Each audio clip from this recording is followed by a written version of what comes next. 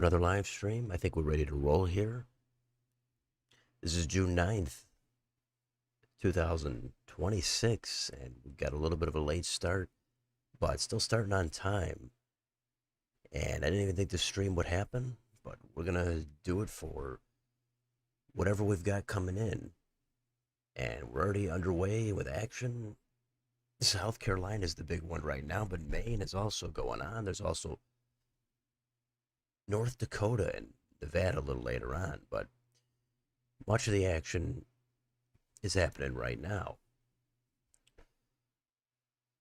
So, welcome aboard to a couple people in here. Um, and I didn't schedule it. I scheduled it for the time I was able to do it. If you're even in here, but I know this was supposed to not happen at all.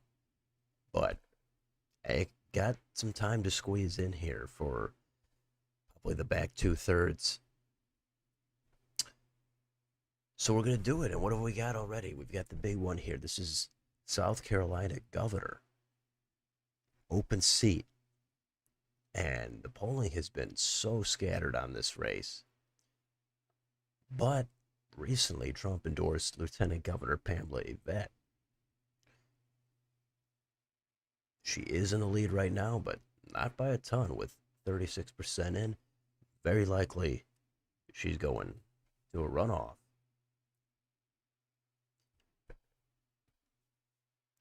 That runoff is only on June 23rd, so that's not too bad. We don't have to wait 2 or 3 months. Hey, Bernie Sanders, right on time, actually, for the stream. We've also got U.S. Senate here. Lindsey Graham, 59%. That's not going to impress anybody. But he is going against Mark Lynch, 27%.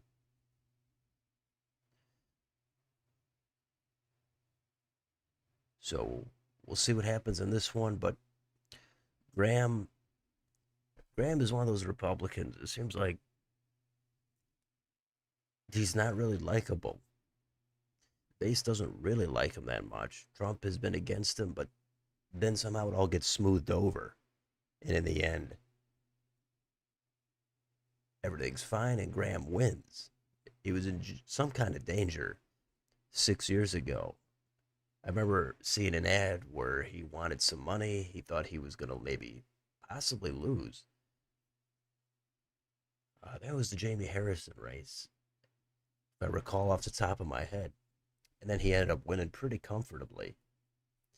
So that's Lindsey Graham for you. It's hard to imagine this. I would think this would be his last term, but you never know. But this race being so wide open here for governor, you don't see that often. It was like a five-way race. And Nancy Mace, what happened to her? 11%. She was the front runner at one point. But now she's behind Ron Reddy. Crazy stuff. And do we got anything in Maine? Now, Maine, who knows how long this is going to take? There's ranked choice voting. There's hopefully we get some results here because we don't want this to turn into California. Big race for governor, though, for the Dems. Kind of wide open here. And second district, action here, this open seat. Republicans, one of the very few opportunities they have to go on offense outside of the redistricting maps. And of course, the Senate here. Graham Plander, everybody's been talking about him for at least last week. He's not really going to face much competition, but I guess it's all about the margins. What's he going to get? Is he going to get 90% of the vote? Is he going to get 70%? Because Janet Mills, who dropped out, who really didn't do anything in that primary, she got kind of wiped out. So she had to kind of suspend her campaign, and that's it. So Planner, this is his day. If he's going to do anything, we'll see what the margin is.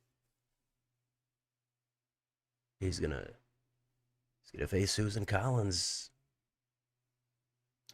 So who knows how long that's gonna take. So we'll sit here on the Palmetto State. Okay, so again, thanks for whoever wanted to stop by for this one. This was kind of a late spur of the moment stream. I wasn't expecting to do it. Next week, there I won't be able to get that one in, so we'll do this one. At least 2/3 of it. Still got most of the action ahead. Nothing's really been called yet. But next week, not really gonna happen. I know there's a gap also. End of June into July. And then things pick back up. Again, I don't know how many of these streams I'm going to be able to do. So far, I've done almost all of them. I think I missed Louisiana, the first round. But, okay. Ryan Chavez, good to see you in here. A couple of regulars, Bernie and Brian, right at the beginning.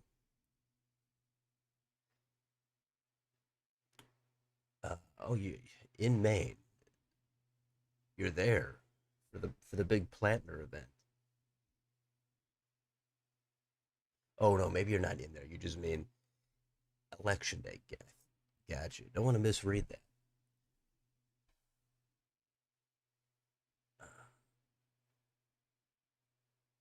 Rand is the first establishment candidate I hear of to win a primary election. Plantner. Planner is. Now maybe I'm misreading that. Planner is the non-establishment candidate. 26 year of anti-establishment candidates winning primaries. Okay. Potentially, I'd have to think about that down in the House. In the Senate, you've got Bill Cassidy taking his loss. You've got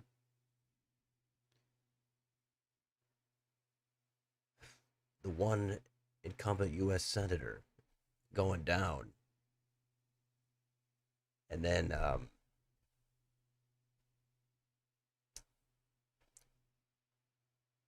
actually blanking on the second one that just happened. Let me double check real quick.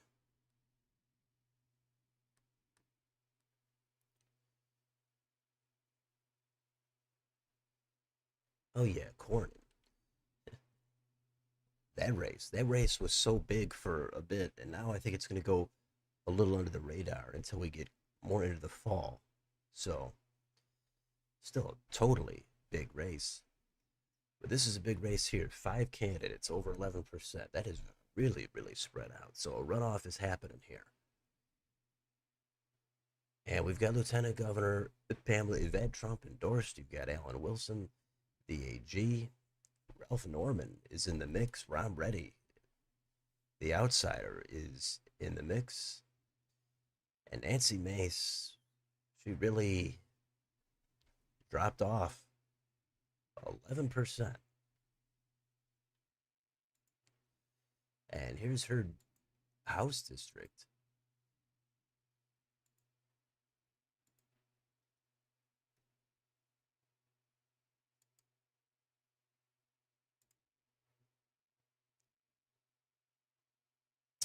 This is to replace Mace. This is super close too.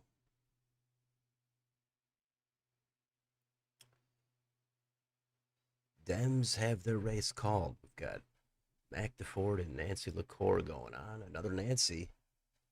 So Nancy could replace Nancy if Dems had a really nice night.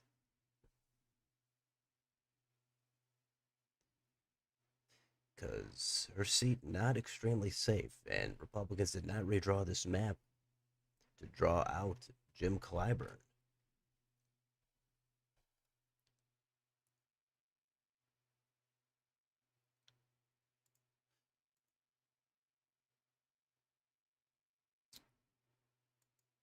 All right, so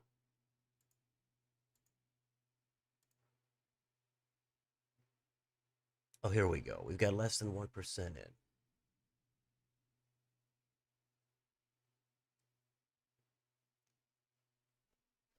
Planner is at 62.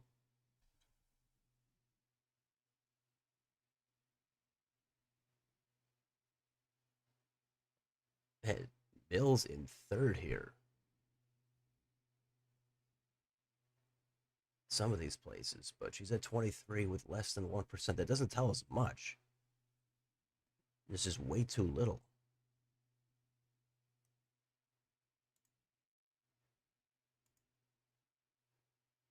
And for governor, it's Shah. Here's the poly market for the Maine governor's race. And Shah is favored at 63, but it's ticked down here slightly. Troy Jackson, and then you've got Hannah Pingree, Angus King the third, two well-known names, the Pingrees and the Kings, children of politicians in office, and they're not in the top two, so that's impressive to see. Maybe the family dynasty thing not really working out here right now.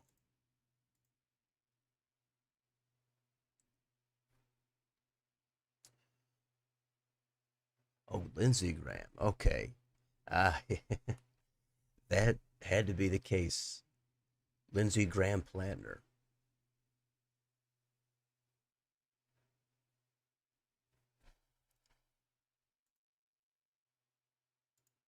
Okay. And speaking of Graham, he just took a 2% hit.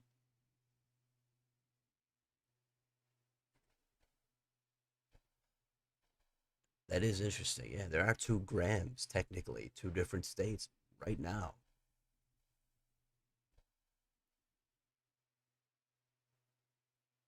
Shadow Legend. Some more people coming in. Uh, two Dems dominating the primary. This is the Congressman Joe Wilson district. Okay, Joe Uli Wilson, right? It was a huge deal at the time. I did see a poll with Talarico. Yeah, I think I got it right here. Yeah, this I saw this real quick. Didn't look into it, but yeah, I mean, it's this is kind of what I'm expecting. Talarico not at 50, 47, not too bad. Paxton, some hesitation there, I think, with some primary voters that were not super sold on Paxton. So they're a little bit withholding their votes for now. Because Abbott's at 49. I don't know if there'd be that much crossover between Abbott and Talarico. But yeah, I did see this. I'm expecting to see it competitive in the polling. Paxton maybe leads a couple. I could see Talarico leading a couple. And who knows, it could stay like that for the next few months. But in the end, the expectation is Paxton. Paxton is going to come back and get some of those, or most of those Republicans that have kind of been disgruntled about Cornyn and maybe his baggage because they're going to look at Talarico and go, I don't like Cornyn, but I can't go for this. For Talarico trying to walk back some of his comments he made. I don't know how that's going to work. I mean, it usually doesn't really work when a politician is on video saying something from not that long ago. If it was 20 years ago, I guess that could be different. But if this was just a couple of years ago, 2, 3, 4 years ago, in office, then it's usually hard to walk it back and say, well, I didn't mean that. Well, I mean, you seem like you did. And Paxton has the baggage, but how much does baggage matter anymore? We've got Grant Plantner, you've got Jay Jones. The Mark Robinson case in North Carolina, there's a case where baggage completely crushed him. Okay.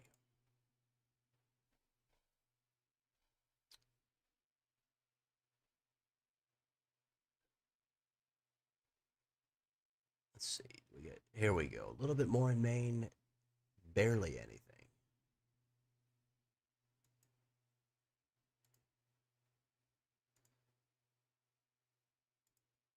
Okay. This is a pretty good race here. This is kind of like the South Carolina race for the GOP. 5 candidates in double digits.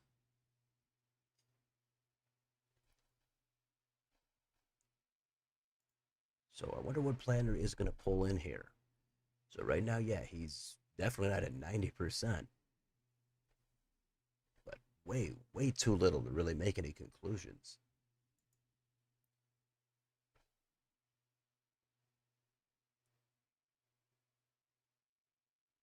Okay, Maine governor's race. You can see Troy Jackson pulling a little upset after his rally with Bernie recently jumped in the polls. Okay, I saw he jumped like 2 weeks ago.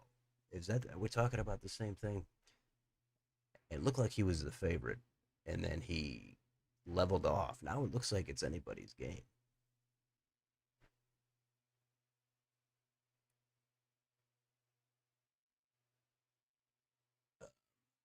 Yeah, I don't want to get overly hung up on one poll. I mean, it's something to talk about for sure, but I think it could easily have very limited meaning for the general. Uh, wasn't Sarah Gideon also beating Susan Collins in the polling last time? Yeah, Collins was down big time in the polling, easily a likely margin, and she won by at least a likely margin. So it was way way off. Now that's going to be a problem for this election because of course Republicans are going to say, "Hey, if Susan Collins is trailing at all, she's got it in the bag." Remember last time, but you can't automatically say what happened last time just is going to happen this time. It's certainly a concern. Dems are probably going to be nervous if Collins is down maybe a couple of points in the polling. I would think they'd be sweating that out a ton. And if Collins is leading by one or two, that should make Republicans still a little nervous.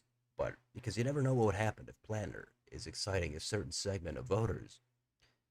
Even he's got the scandals, he's got the baggage. But if he's going to excite people, kind of like Trump, there could be a hidden Planner vote. So if that's going to be within the margin of error, that's going to be a nuts race.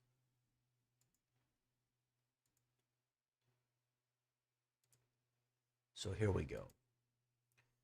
So Trump threw out this endorsement to Pamela Yvette, Lieutenant Governor. He threw it out recently. So that might be enough to give her a few extra points here. It's certainly to make a runoff. But then Republicans having a lot of runoffs here.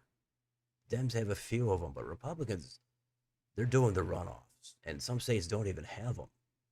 But most of the states in the South, they're going to the runoff. And that's good. I mean, it's better to have somebody win with 50% head to head than somebody winning with 32%. But it does drag it on a little bit longer. And the Trump endorsement here not having a ton of weight, unless Pamela Yvette was going to get in third place, and she surged up to first.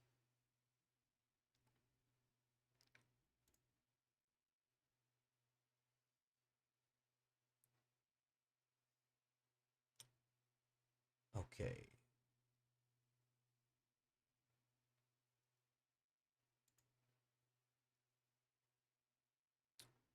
Here's North Dakota as well. This is kind of a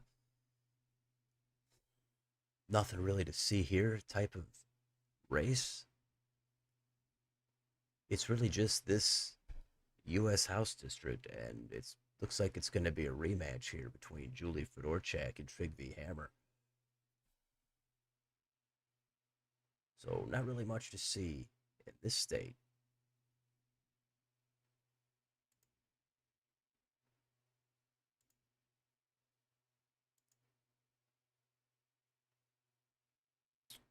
Got Attorney General, and again Lindsey Graham. Got a 31-point lead.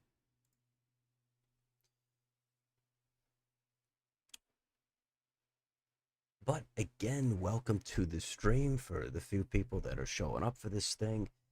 I was anticipating not doing it, but I ended up being able to fit a little bit of time in here.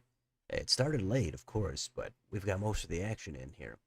Next week, not really going to happen, but this week, we're going to do this one for a couple of hours. Because there's a couple of juicy races here, South Carolina and Maine, a little bit in Nevada.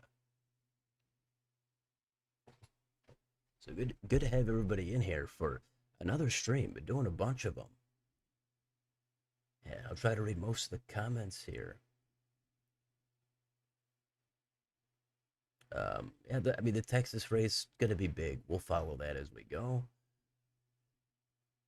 You wish you understood Gideon's lost. Collins made a major thing that Gideon was not from Maine. She's born and raised in Rhode Island, but still tons of senators are natives of their states. Yeah, you know, the carpet bagging thing, that's one of those things where it's just people use it to their advantage if they feel they can. They love to point out when somebody is not from their state or they have loyalties in another state.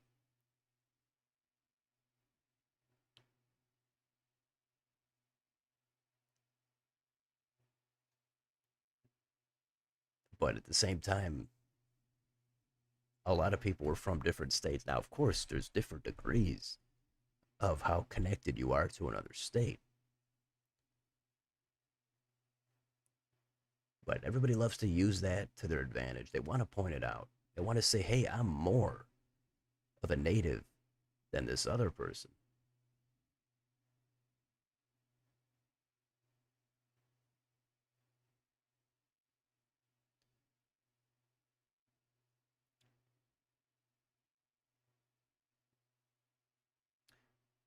Okay, you're not going to forgive Greg Abbott. Gotcha. Drake of Texas politics. Okay. Just wanted to thank you for all the videos and streams. Well, certainly appreciate that comment. That's nice to get those votes of confidence. So good to hear you're enjoying the channel, the videos, the streams, even if you're lurking in the background. It's good to have you in here. Baldacci in the second, along with Family Dynasty. Yeah, there is another. Yeah, that's another one. Baldacci.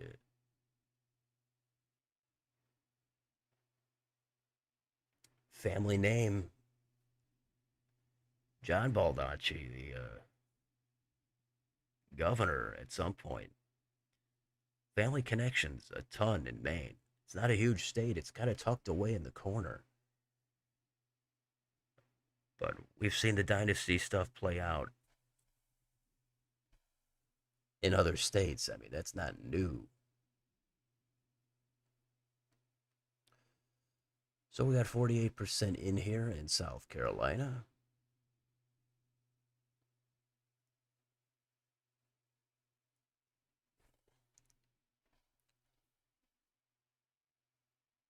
And right now it's Yvette and Wilson headed to a runoff, but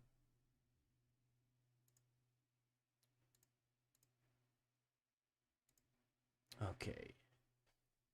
Alan Wilson is doing pretty well in Charleston County, and he's leading in Greenville. Okay.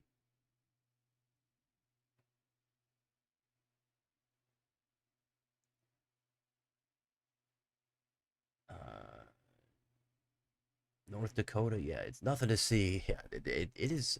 I've seen North Dakota listed as the least visited U.S. state. I don't know if it's still true. It depends on the source, but it's certainly near the top, if not at the top of least visited state. So nothing to see there in that sense either. But yeah, not a lot of action here with the primary. Nevada and Maine primary is interesting. It's South Carolina, North Dakota, uninteresting. You're not interested in this South Carolina race here. You got 5 candidates over 11%. I think that's something.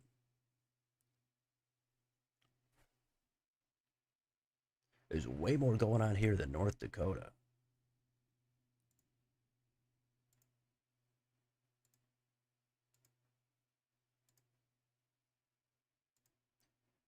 So Plattner is over 70 now with 1%. It's not a lot.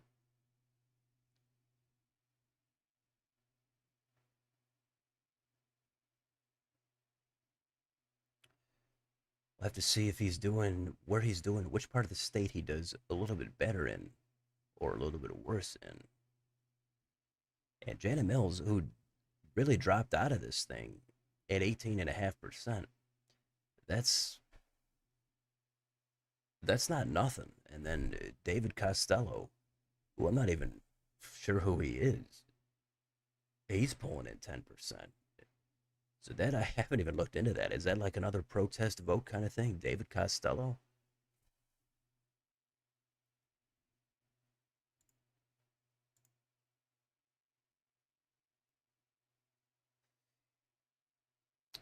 Dems have Jermaine Johnson as their nominee here for governor.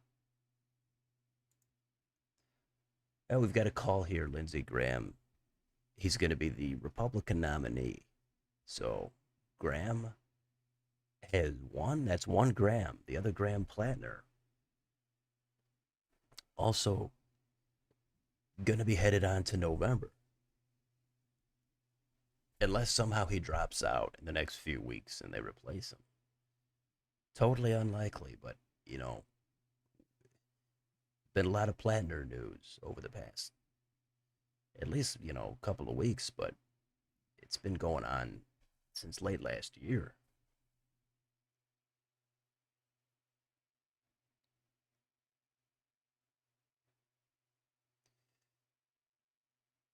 So Annie Andrews has also clinched it for the Dems. So it's going to be a Graham Andrews matchup in November.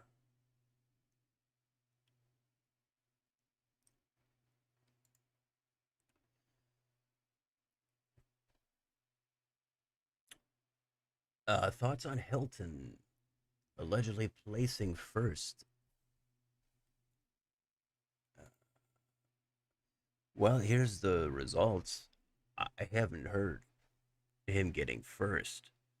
So unless there's something I missed, which that could have happened, I haven't really checked on everything today.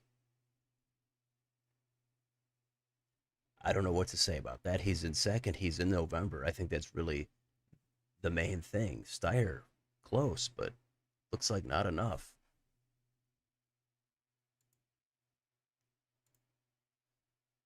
So even if he was first, I don't know how much that really matters unless there's something they saw in the counting.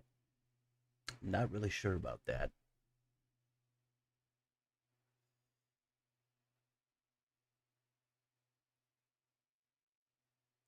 Timothy Simons, who played Jonah on Veep, was born and raised in Maine, explained how Maine is weird. People in Maine don't consider him a Mainer because his parents weren't born in Maine. Wow, interesting. Yeah, I mean, I could see it. It's tucked away in the corner. I mean, it probably has some of its own unique culture. I mean, like a lot of states do, but being kind of tucked away, maybe there's more of that kind of thing happening there. I'm not sure.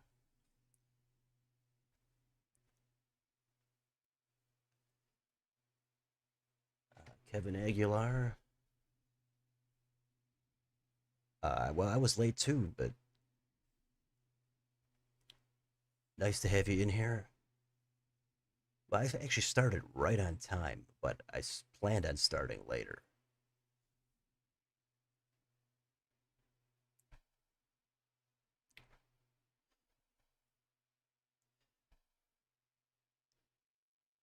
Yeah, the generational connections. I mean, I guess it has appeal in a sense in any city or state to say that you're X generation from that place.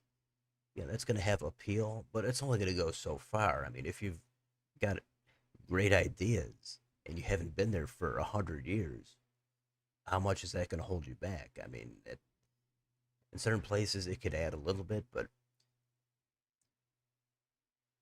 whether you've been there for your whole life or whether you're seventh generation, that I don't know if that matters a ton. If you just moved there from another state 10 years ago or even 30 years ago, that could have that could be a little bit of a liability than somebody who's been there their entire life. And here we go. We've got a call here. AP projects on New York Times. Alan Wilson and Pamela Yvette had advanced to a runoff. Now, I don't know why they list Alan Wilson first when he's in second place and alphabetically. I guess the A maybe. I don't know. So that race, June 23rd. So that's not that far. A couple of weeks gives everybody time to regroup, and we'll see what happens. So South Carolina, most of it called now. So they got Attorney General, if that's of interest to people.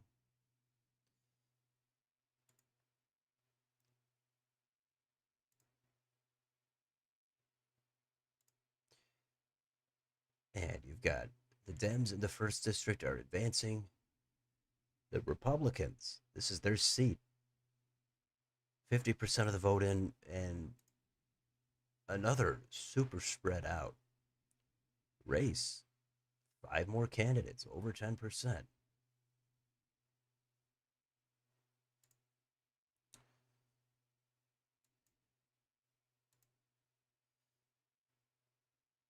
So the focus will be on Maine here and Nevada. That's coming up in less than an hour. Now, not a super headline race there. Governor pretty much going to be set here between Lombardo and Ford, but a couple of house races to take a look at there.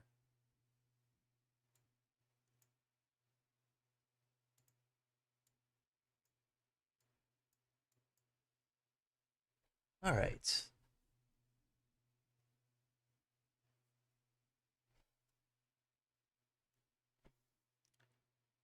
Plantner went from non-famous to famous in politics. Yeah, I don't know how many people outside of politics really know about him or care about him. I think within politics, of course, but if you don't follow politics, easily say you have no idea who this guy is. Maybe you've heard the name David Costello, former U.S.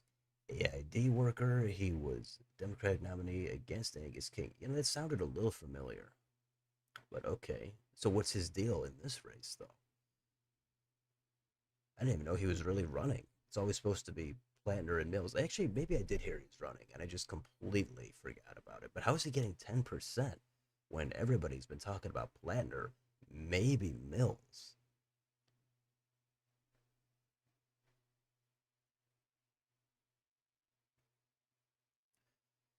Mills being on the ballot reminds you of Swalwell being on the ballot after dropping out. Yeah, Swalwell. He was in the lead for a little while.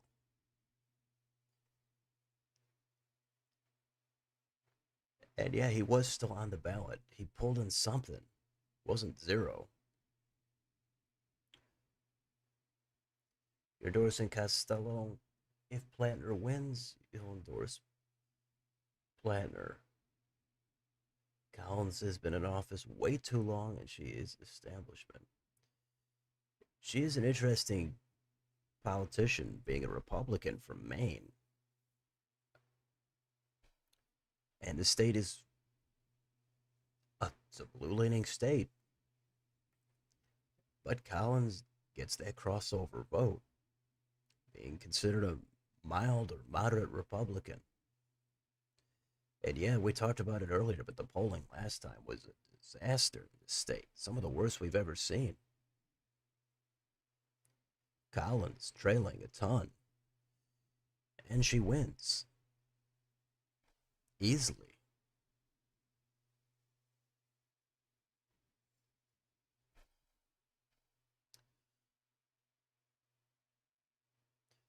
Just like how supporters of neither Paxton Cornyn endorsed Paxton. Wesley Hunt. Well, there's plenty of time. But yeah, you forgot Bush was running for governor. Yeah, that's Jonathan Bush. Yeah, the Bush family. Yeah, if you're talking about family dynasties, that's another thing to point out. Although the Bush family not really having success in Maine, but still certainly a big family name. And so far, none of those people are having success in these races. So, okay, narrowed up here between Shaw and Jackson. Jackson, for some reason, has no picture here in New York Times. No, not sure why that is. They couldn't dig one up for somebody who's near the top.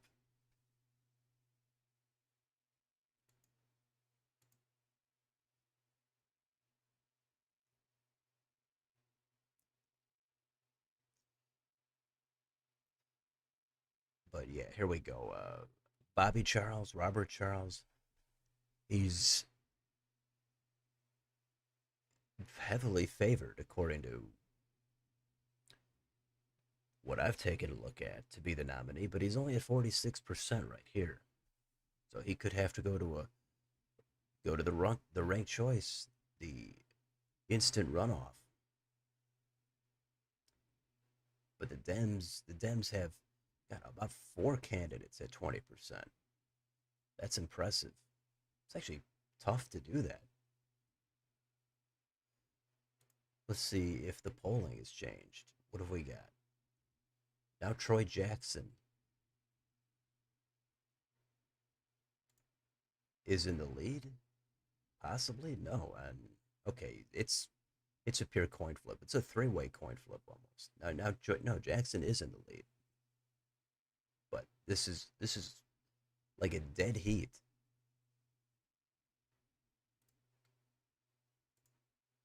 South Carolina, we don't really need this. anymore. It looks like Pamela Yvette pretty much favored against Alan Wilson, 78-19. Actually, let's go back to this. We'll see. Okay, now there's still only 58% in. We've got to see a little bit more of this.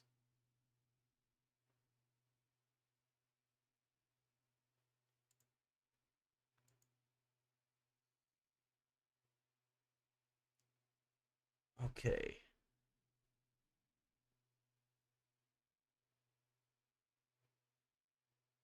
Yeah, Bush family done for a while. Yeah, after Jeb Bush didn't do anything, George P. Bush didn't do anything in Texas, and then Jonathan Bush. And maybe there's another one too in some other race. Who knows?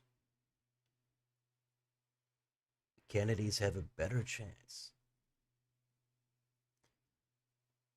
Bernie Sanders seems like the most Brooklyn guy ever, yet Vermont voted for him. Warren talks about being an Okie, yet represents the Commonwealth of Massachusetts. Yeah, Bernie does. He's got the voice, the voice you wouldn't associate with Vermont if that's a thing. And Warren, yeah, politicians they want to act like they're from everywhere. They don't want to come out there and say, "Hey, I've never been to this state. Is it any good?" No, they got to act like they secretly love the place that they're at, even if they've never been there before. They've got a deep connection to everybody. That's all everybody does. It's like Hillary Clinton pulling out the hot sauce.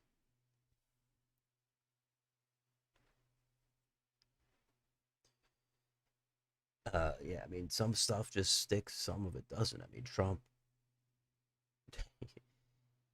he was at that McDonald's. Did it's either genius or it's cheesy, depending on how you want to look at it.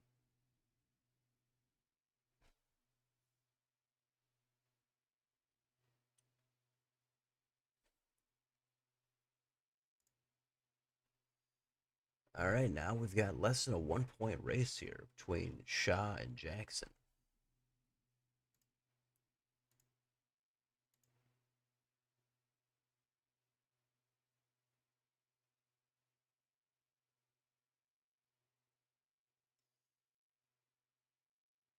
Okay, it narrowed up even more now. Great race here in Maine, great race in South Carolina. Good to see some action here.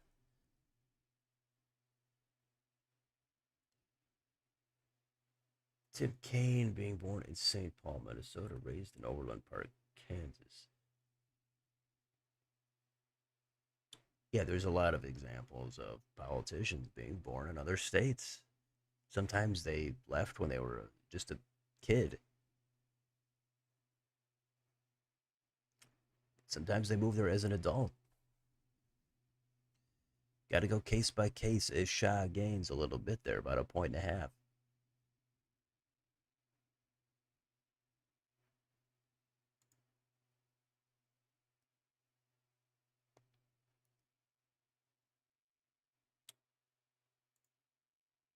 Okay. So, North Dakota, again, not much to see here.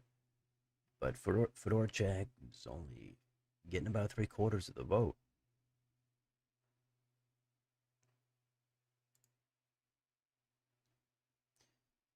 Still waiting on this first district in South Carolina. Which couple of Republicans are going to go to a runoff? Because that's definitely what's happening here.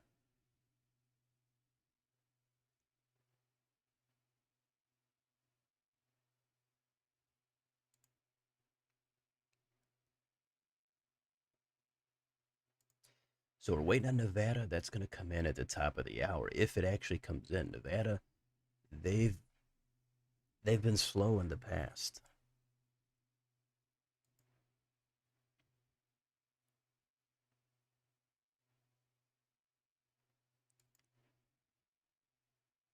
Could Lindsey Graham be in any danger?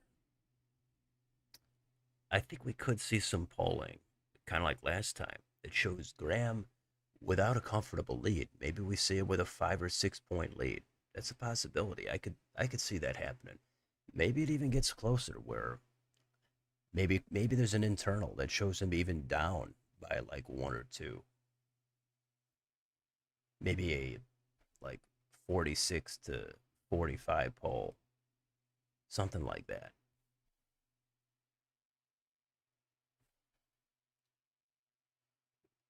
An internal from the other side, of course. I don't know. Lindsey Graham, he's not totally unbeatable, but it's kind of a reach target for the Dems. But that's the thing.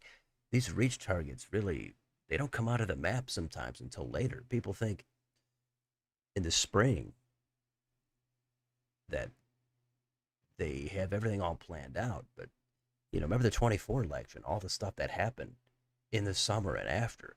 It was the wildest thing ever. And how many people were going to predict that? Nah, nobody. So that got really crazy. So absolutely got to see what happens over the next few months.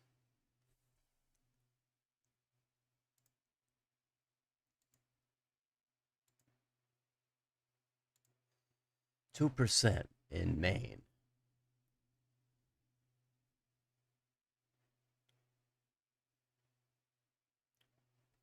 You're 40 minutes late.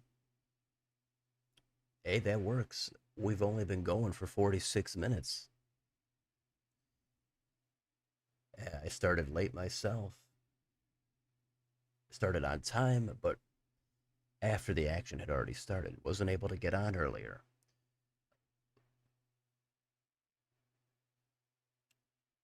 Quick call for the South Carolina GOP primary, was it? Yeah, I guess Norman is just, he's 10% behind with 63 in. I guess that would be an uphill climb for him to make it up. So, yeah. But clearly a majority of the vote in before we got that call.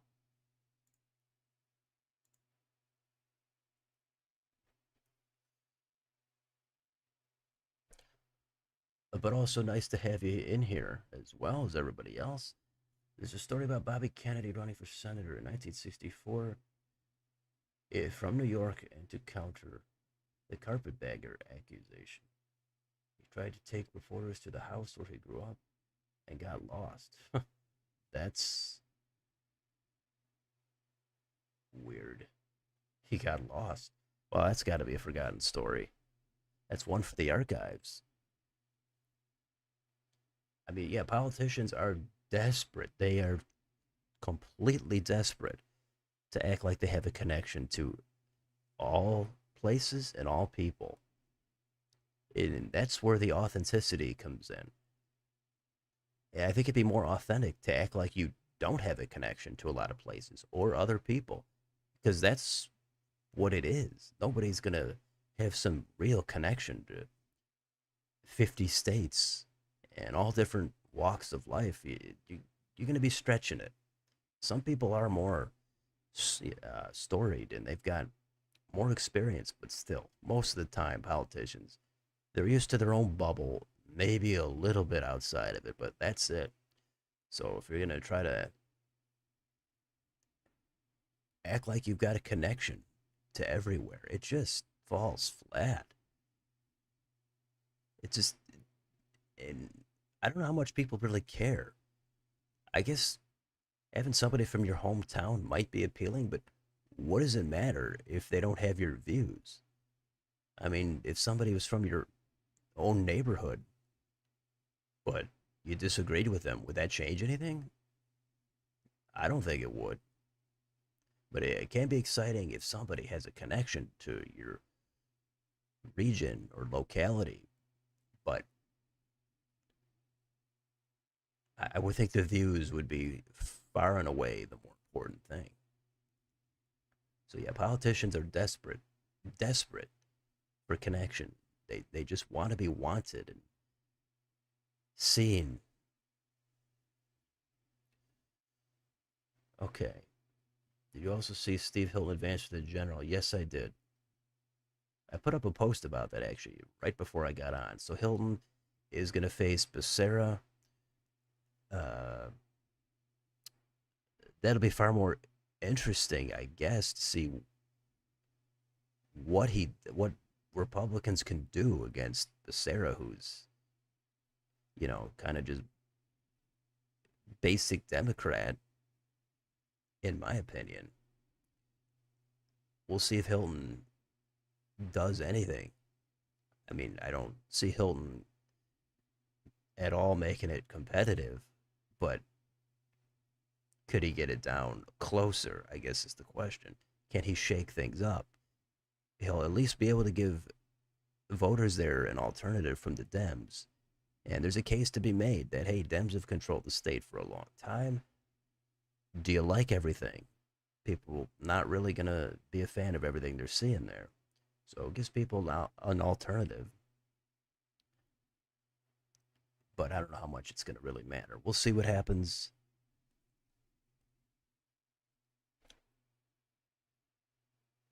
You think if Republicans pass redistricting in South Carolina, it would hurt Republicans in the South Carolina Senate and governor's race?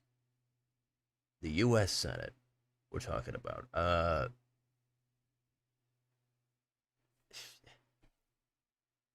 I don't know how much it would actually hurt. I mean, it could hurt them in the U.S. House if they spread it out too thin. That I think would be a concern, but I don't know how much it would hurt them in the governor's race or the Senate race.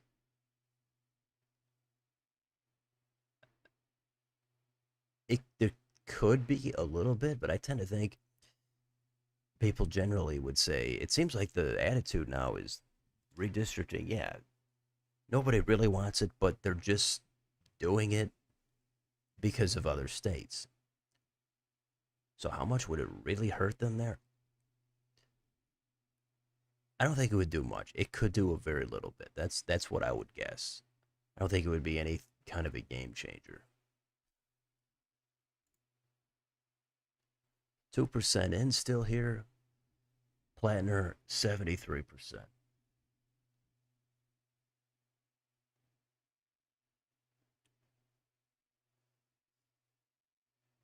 Okay, vote came in quickly. Yep, majority of the vote. You do have a connection to Maine. You lived there for 2 years. Well, that's great. Was it recently? Was it a long time ago? Tell us all about it. For those of us that haven't put in our 2 years in Maine, it's a weird state because the second district voted for Trump 3 times, but the rest of the state voted for Harris. But the Democrats haven't won a U.S. Senate seat since 1988. In Maine, and also Republicans held both of the U.S. Maine Senate seats. Yeah, Olympia Snowe and Susan Collins tag teamed there for 18 years until Snowe left office. And then, yeah, you've got independent Angus King, and now Grant Planner, it's called for him at 75%, with 8% of the vote in. But yeah, that's a good opportunity to mention. I've got videos on the last time each party has won the Senate or the governor's race in each state. And Maine is unique in that sense because it's kind of blue, but Dems really haven't won because of independents and Republicans actually having success there.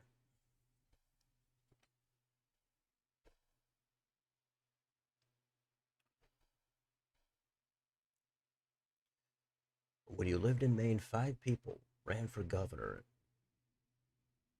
and your Democratic friends lines both Snowe and Collins, so Maine doesn't fall in the same category as the rest of the country. Okay. If Snowe could come out of retirement, right? I think she's the same age as Janet Mills.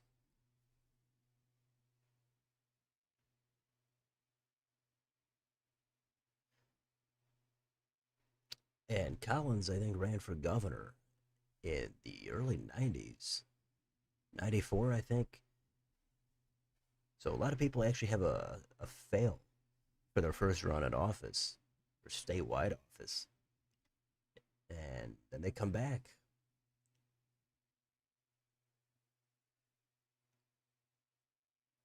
Rest of Maine voted for Clinton and Biden. Okay, 2006 to 8. Last time we were there was late 2009. Gotcha. So you missed out on Paul LePage for governor,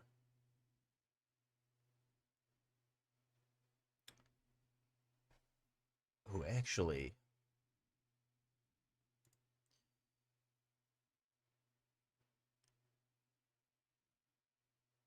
has an uncontested win here in the second district.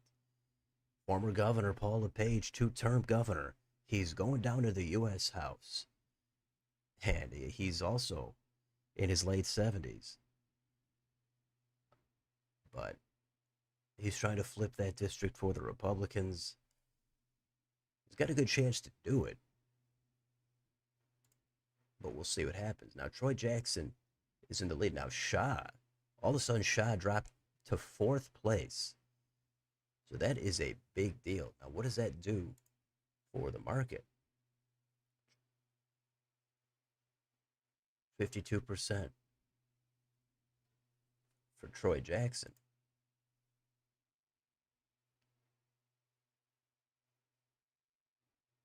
58%, 60%. So Shaw just collapsed.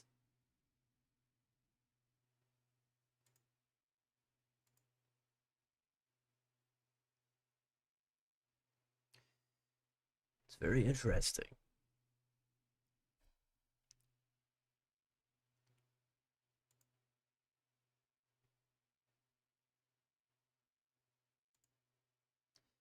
And North Dakota here for Dorchak. It's called for her. So again, a rematch here between her and Trigg Hammer. At one point, Dems won in this red state for Senate, for the House, but those days look like they're way in the past.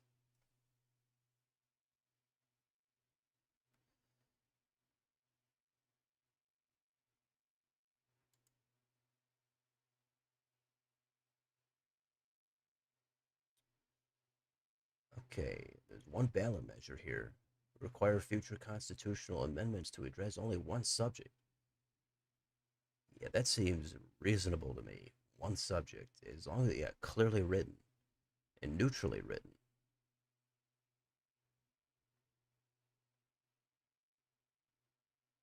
All right, so we're pretty much done with North Dakota here.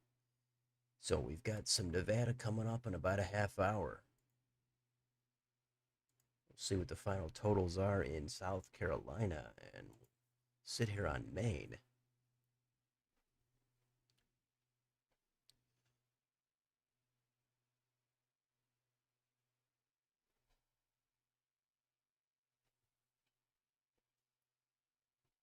Maine was the only time in your life you did a caucus, not a primary. Okay, yeah, caucuses are pretty rare. I don't even fully understand them. Kind of an anomaly for politics.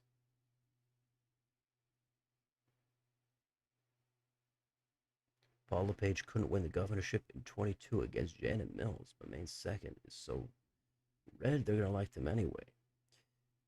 Yeah, LePage coming back and taking that loss to Mills. It wasn't even close. Baldacci was the governor when you were there. Gotcha. John Baldacci.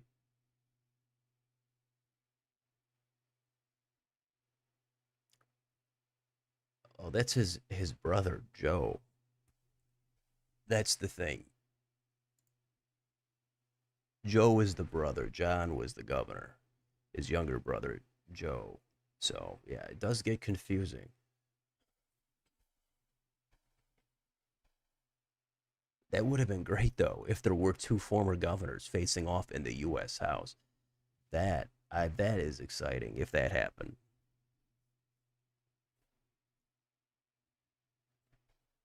Yeah.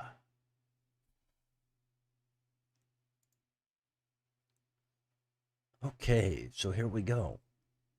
So we're 1 hour into this stream. We'll see what happens over the next hour. And this is, I think, is about the sixth week in a row we've done a stream, something like that. Been covering basically all of them except Louisiana. And next week, it's not gonna happen. It's and I'm not sure after that, but next week is gonna be out. So we'll get this one in here.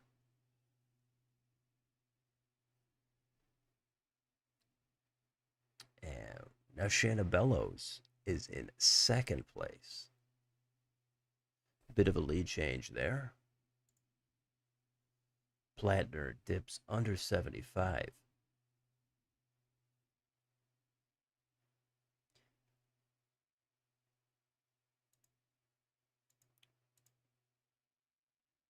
Some of these places super sparsely populated, but here we go. Ton of vote here. Portland, 77% Plattner.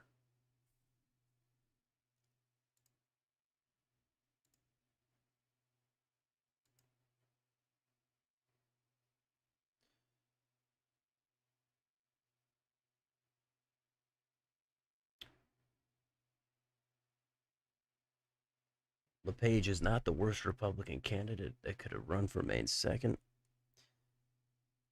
They almost won that seat last time. Austin Terrio, I think, was the guy. And he was very close to taking out Jared Golden.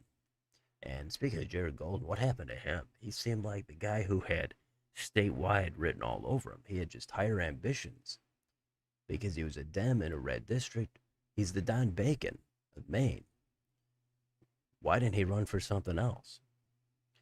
Dems to the left of him wanted to get him out. Republicans thought he was too far also to the left.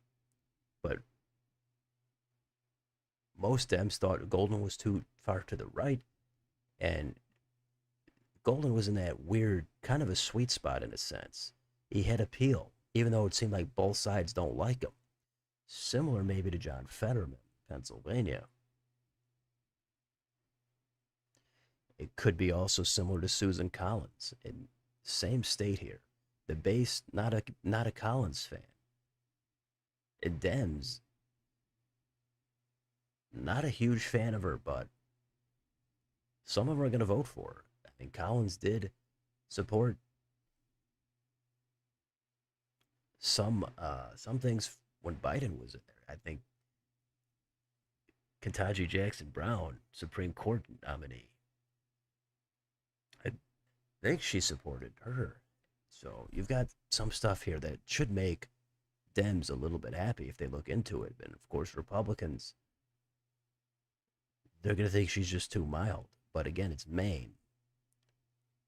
I think they have a better chance at being against Lisa Murkowski in Alaska.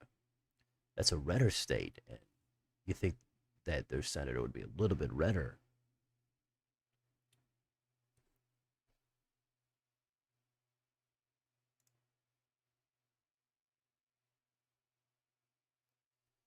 Okay. Older brother of Chris Sununu, John Sununu, running for his former U.S. Senate seat. Yeah, it is a lot of family dynasty stuff happening.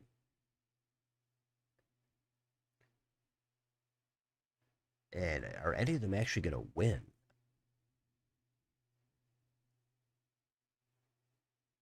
And speaking of that, as came up last week in Indiana, Bo Bai running for Secretary of State, the son of Evan Bai, grandson of Birch Bai, another family name. He's running. Young guy, he's running because there's action in that race for Secretary of State. As Hannah Pingree is in second place now.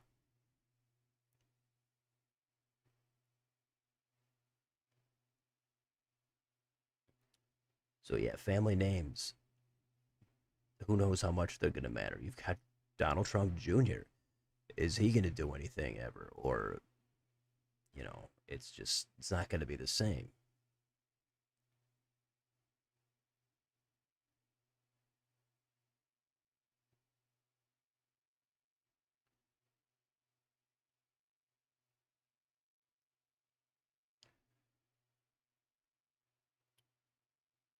So this is well, Angus King the Third. Looks like he's definitely way out of this. Only 7%. So that's kind of embarrassing. Son of a sitting U.S. senator.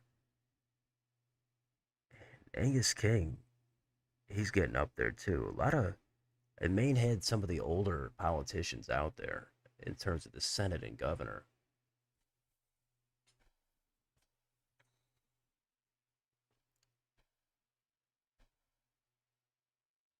Let's go back here to South Carolina, see if anything's changed. 73% of the vote in.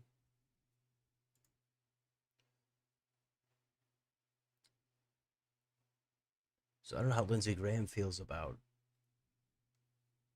his 58% of the vote. He did not even win all the counties.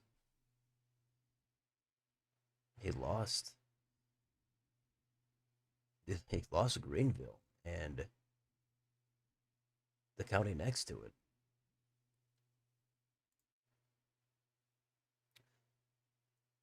So we've got a runoff in the AG race there. A couple of Republicans.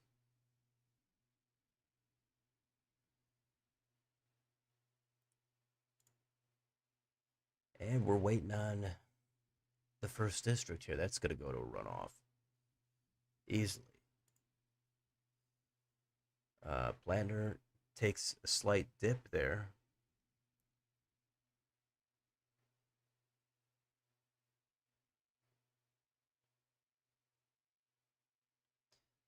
Yeah, this is going to be a hard race to predict. I don't know how much this is going to tell us about November because Susan Collins needs some Democrats, some, not a ton, but she's got to get. There's independents in this state. There's a good chunk. She's got to get those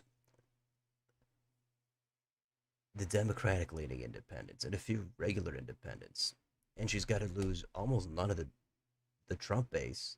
Some of them might stay home, but she's got to get basically all the Republicans and some to cross over.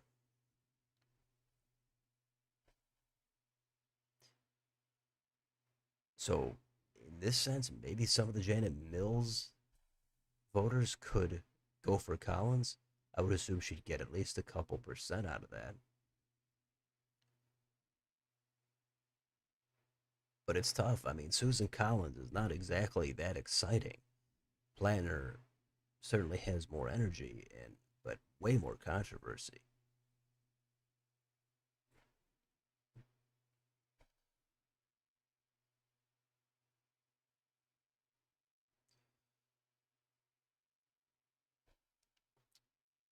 Hey, Collins has been in there a long time.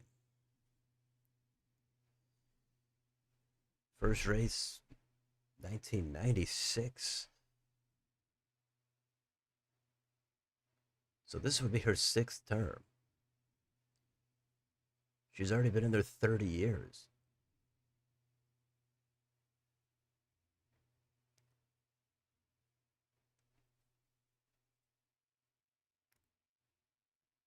It is tough to take out an incumbent who's been in there a long, long time, an entrenched incumbent. And Collins, her approval rating has been low. That's the thing. I mean, it's been really low. But that doesn't mean she's finished.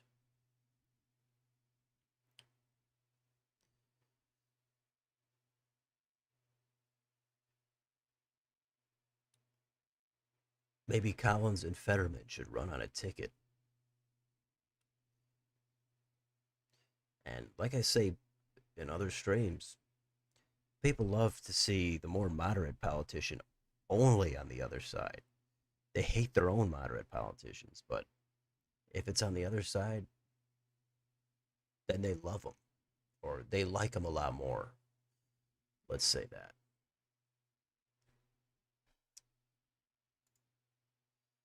Okay, Bellows now back in second, barely.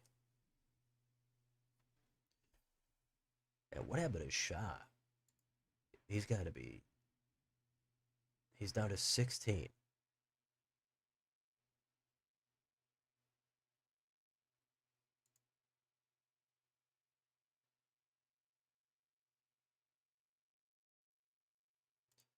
Nevada coming up in about 18 minutes.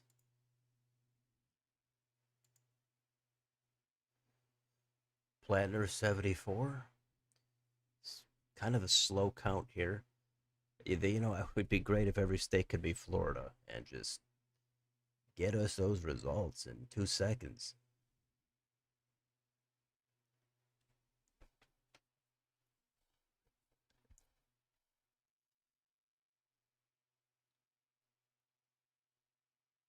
Maine deserves better than Plattner and Collins. You feel bad it's their only choice. Well,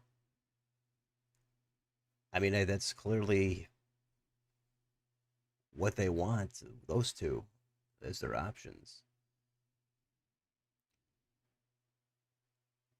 And, who knows? A lot of people usually feel sorry for the politicians of other states.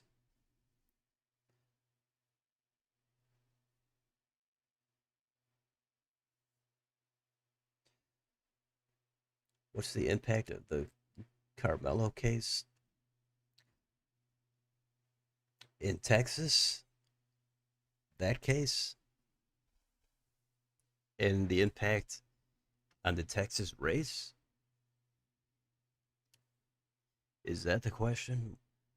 I don't know. That's still going on, correct?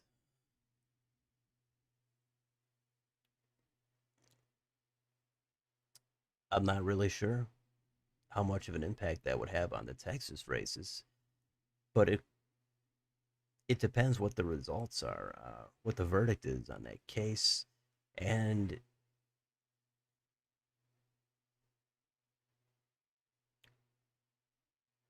I'm not sure how much attention that's getting exactly. It's really tough to say. Oh, he was ruled guilty. I guess I didn't hear that today, so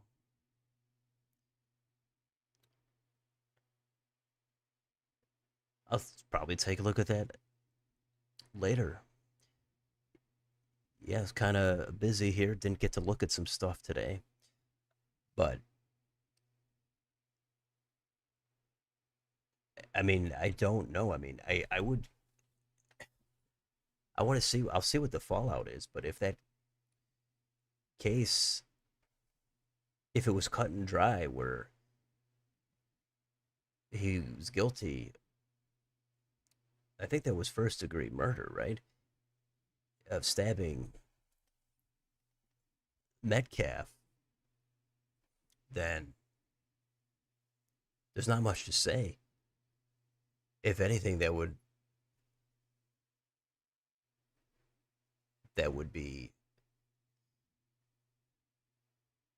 that would maybe help candidates who are trying to talk about law and order. I don't know, but I wouldn't think it would have a huge impact nationally.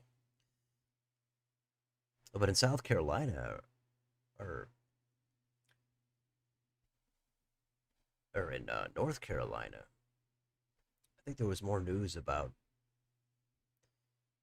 um, the trial with Irina Zutska. Or if maybe I'm butchering the last name right now off the top of my head. The train stabbing, that murder. I think there was some news about that. These cases, it all depends on how much they get blown up. It's hard to really predict that kind of thing. But in the Carmelo thing, it seemed like there was no debate whether he did it. It was only supposed to be, is murder, first degree murder, maybe a little bit too steep? Was there any self defense claim? It doesn't seem like it. So I don't think that would help. I don't think they would have much of an impact. But again, I don't know what the fallout is. I'd have to look more into that. Unless you know more, please share it with us. Let's see. Let's see what the reactions are.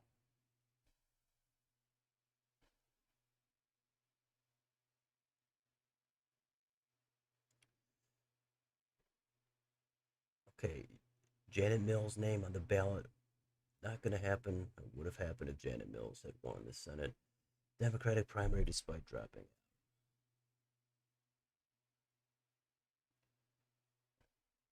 But you don't know that would have. Strange considering Missouri once voted to elect a dead person as U.S. Senator. Too late to take his name off the ballot.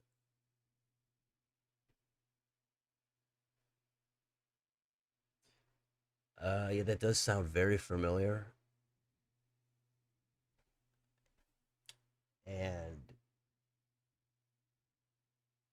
the name is like on the tip of my tongue. I can't pull it out right now.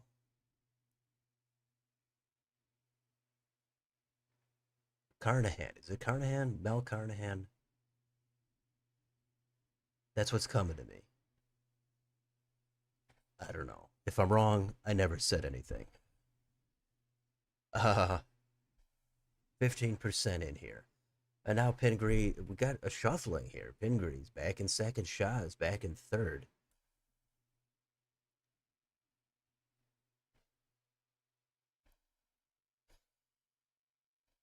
He died but won the election.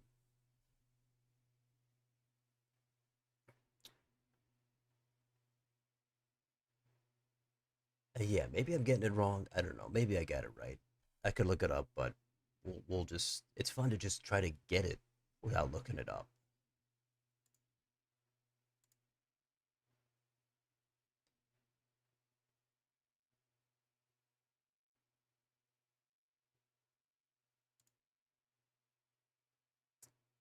Okay, let's see. Nevada, 12 minutes.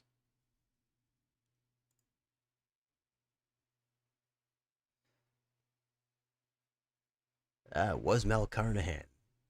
You heard it here. I got it. Yeah, I don't know. It's just, it's tough to pull out some of these old names from, a couple decades ago.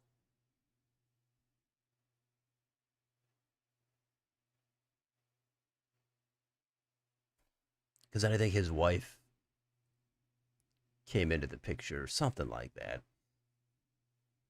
Again, don't quote me on this.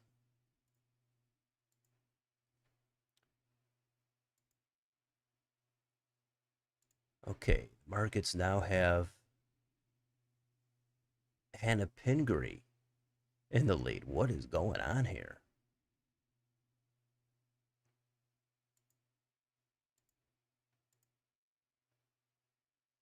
Pingree, who's trailing in this race, is apparently the favorite according to the markets.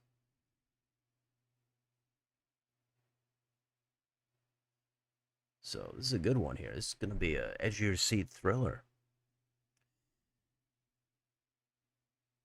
Only time deceased person won a U.S. Senate seat. I mean, there probably haven't been that many opportunities. It's rare. I mean, in Minnesota, you had Paul Wellstone who died, and there's time to replace him on the ballot. That's another race that comes to mind.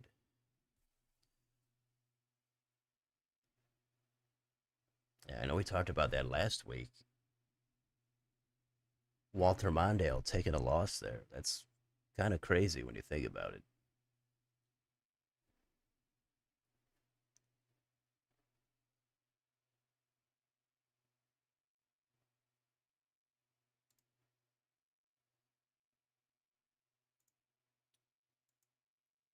15% in.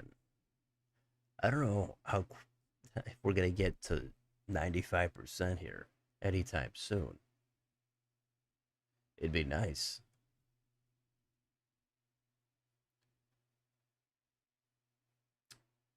But we're going to have to go to a we'll have to do the runoff here, and that who knows how long that'll take.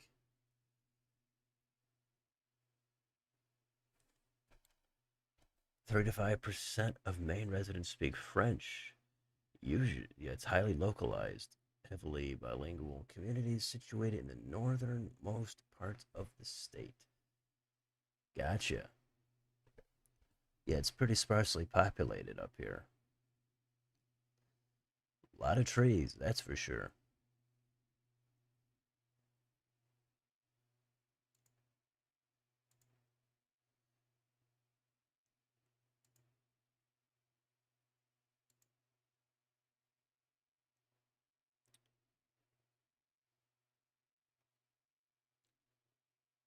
Next week, there are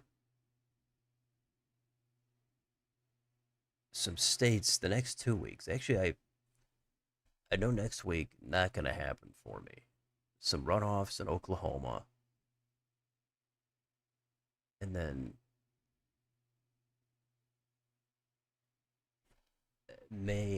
June 23rd, there's more action. I don't know if I'm going to be able to do these 2 weeks, but next week is out.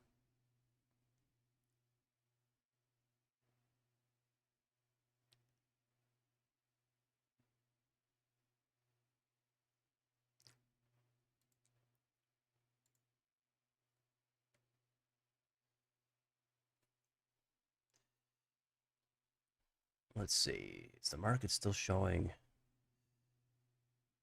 It has Hannah Pingree in the lead on the graph, but down below, Troy Jackson is in the lead. Okay.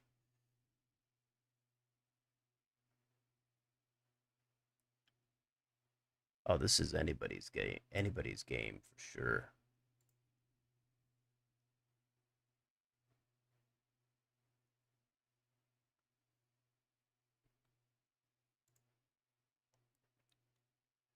All right, Planner taking a small hit there again. One vote in some of these places.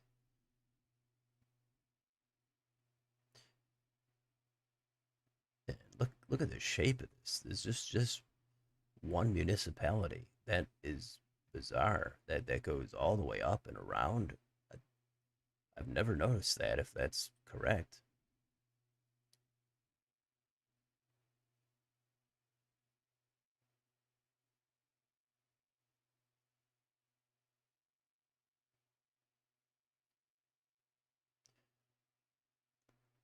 How many of the Maine residents claim to speak French or LARPers? I would think not that many, but there's always going to be a few people doing stuff like that.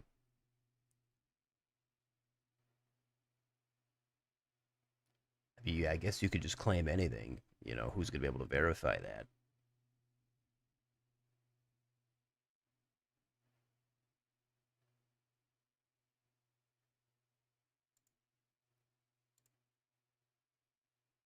I don't know why we've got. Do we really have nothing in here in this?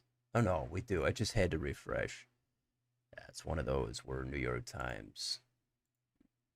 Okay, so Jordan Wood is leading Joe Baldacci. So it's close. Actually, we go here and see what we've got here for the market. Baldacci's still in the lead, 82% favored.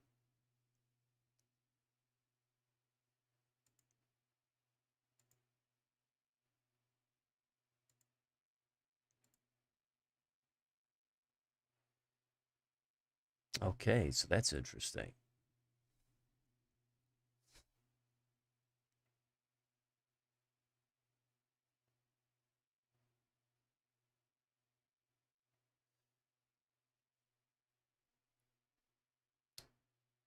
Descendants of Canadians who migrated to Maine.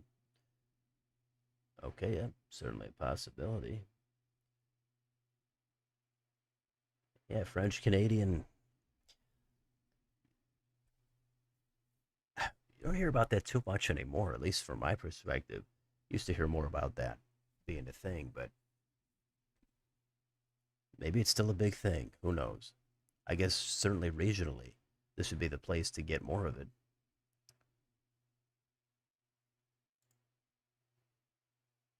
4 minutes from the Silver State.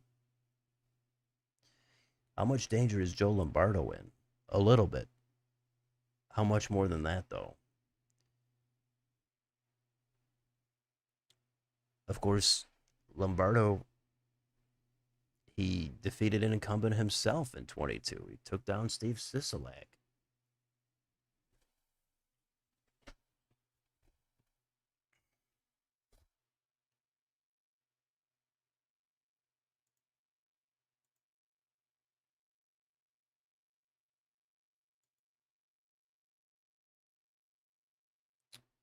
Okay, it's a slow trickle of votes here.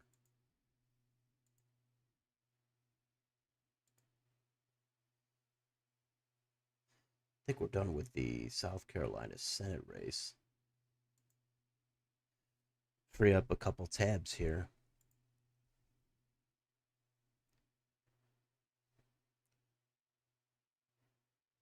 And it's tied for second place now.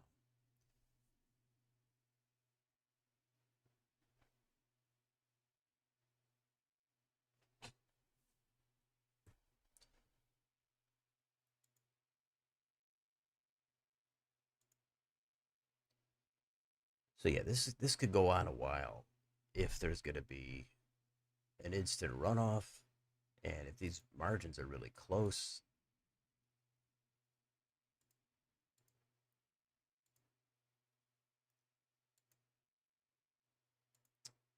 All right, so we need to get up here. Nevada's second district.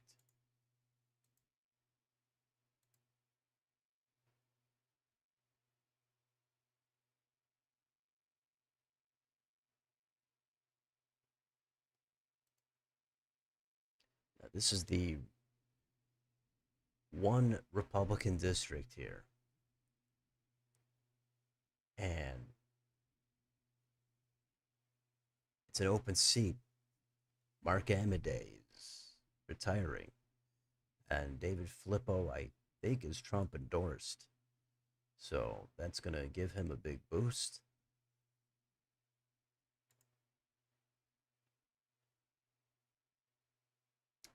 And we'll see how quickly that vote comes in. Dems probably not really going to compete for this one.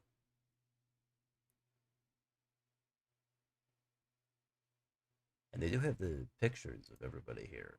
That's nice. But do they have Troy Jackson's picture for governor?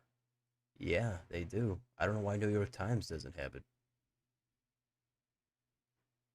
But they do have the ranked choice, the setup here. First round, final round. So they're ready to go on the ranked choice.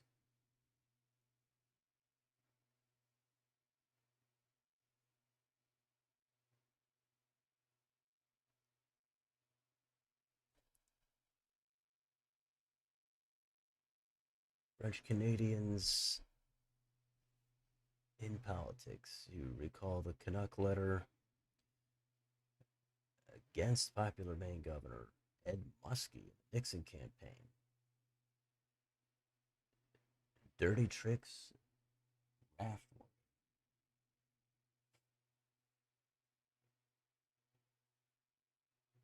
Well, yeah. I mean, you could you can say most things in here. I'll say that. That's going way back though. That's decades ago. That gets into historical stuff. I can't really corroborate any of that. I'd have to look into that, but it's interesting to get some of these anecdotes from back in the day. I mean, there's always it is fascinating to hear about some of these historical regional disputes between states or and just cultural stuff like between Canada and Maine or New England. There's always a lot there beneath the surface if you look into it, and a lot of people don't really know about it. But if you ever do look into it, yeah, there's probably some good stuff out there.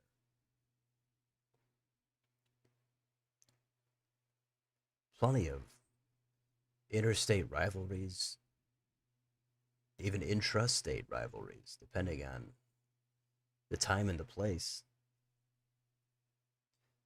All of your time in New England, you met many French speakers.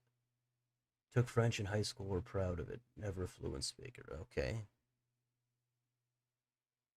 Yeah, French, one of the big languages you could take. Spanish, French.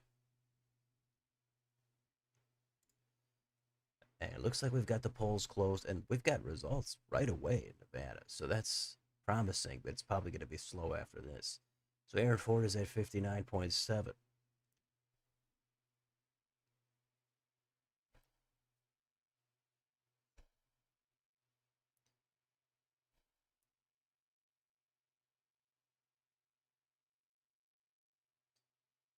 Nothing in Clark County, though.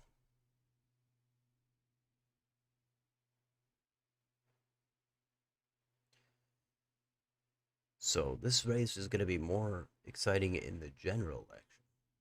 Now, not so much.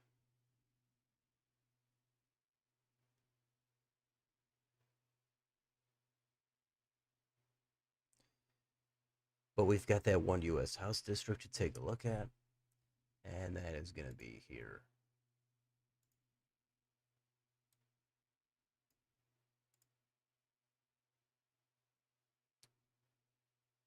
So nothing in here. Should pop in soon, though, hopefully. Shaw is back in second place in Maine, if that means anything.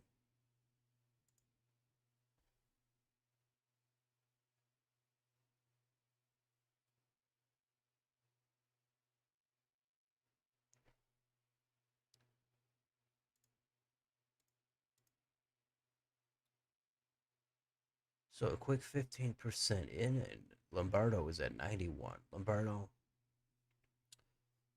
probably pretty good pick, I guess, to go to run in this environment where it's going to be blue leaning. He's not, yeah, a super Trump Republican. The state is purple.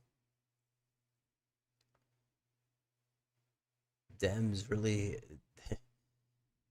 they've got that state legislature wrapped up though. That map is really, it's friendly for their side. And Lombardo, he's given them some divided government. I think it's kind of similar to Katie Hobbs in Arizona. I think that could help these incumbents.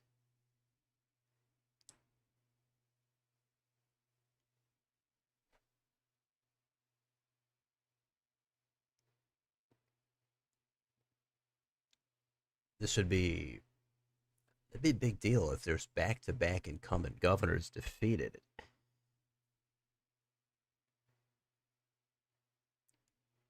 You don't get that too often, but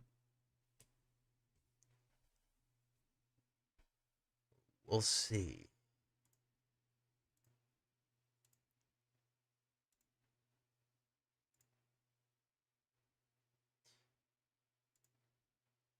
Okay, the percent.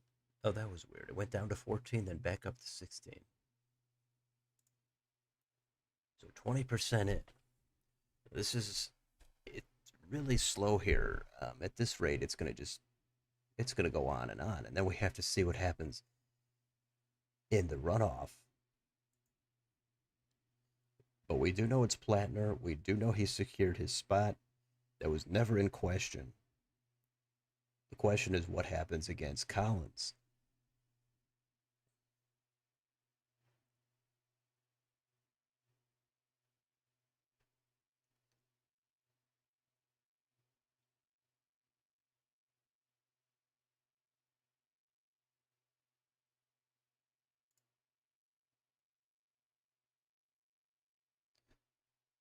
Okay, if we got French ruled major part of the country before the Louisiana Purchase in 1803. Well, yeah, that is going way, way back. So,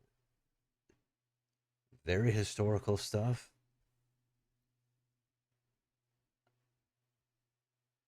I don't know how much of a rivalry there is between Maine and Canada,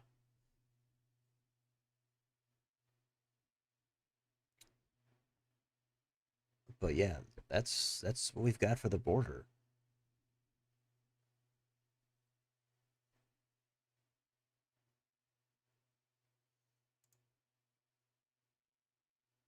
All right, nothing more in Nevada.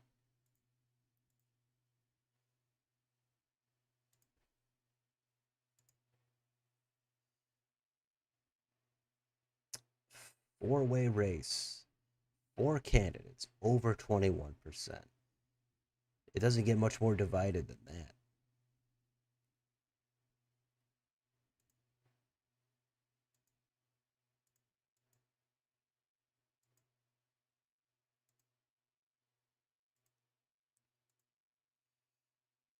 78% in South Carolina. I mean, it's already called between Yvette and Wilson. So a lot of spread out races here today. A lot of 5-way double digit races.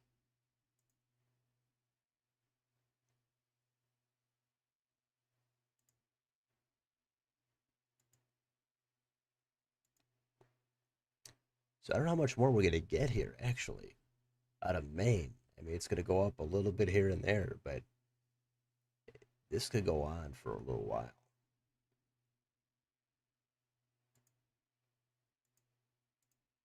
I don't know how long we're going to actually stay on here for. We're at least going to do another 25 minutes to get 2 hours in. After that, we'll see what happens. If we're going to go for a third hour to make up for how late we got started.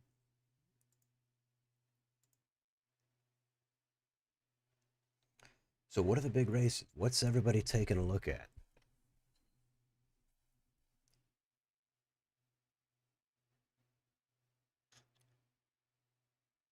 Someone in northern Maine has more in common with somebody in New Brunswick than Nevada.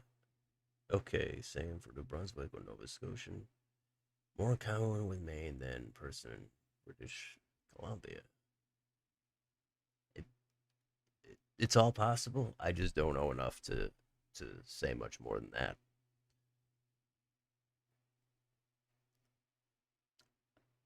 But as far as the big races coming up,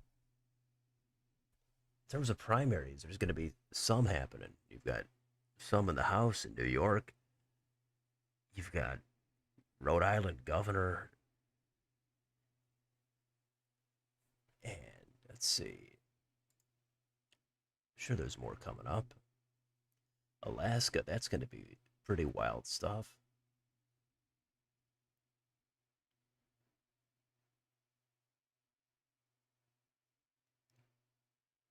Massachusetts could be another one. Ed Markey, Seth Moulton. Maybe New Hampshire with Sununu and Brown. But the general is there's a lot of focus on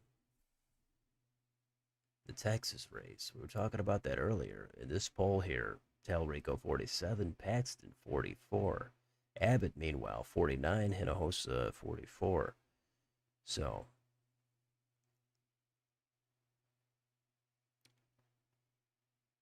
I don't know how much Abbott to Talarico vote there's going to be, but generic congressional vote, Dems are up 4, and a couple of polls here, they're up 5 in that one. So it looks like,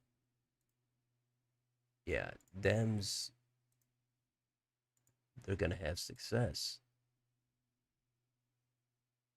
But what kind of a wave are we going to be talking about? Is it going to be a real wave or is it going to fizzle out? As Hannah Pingree is at 47 here.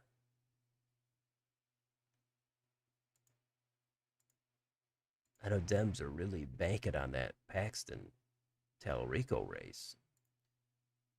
I would think they'd have a little bit better chance maybe in Alaska because it's more complex there. But they're looking at Iowa, they're looking at Ohio.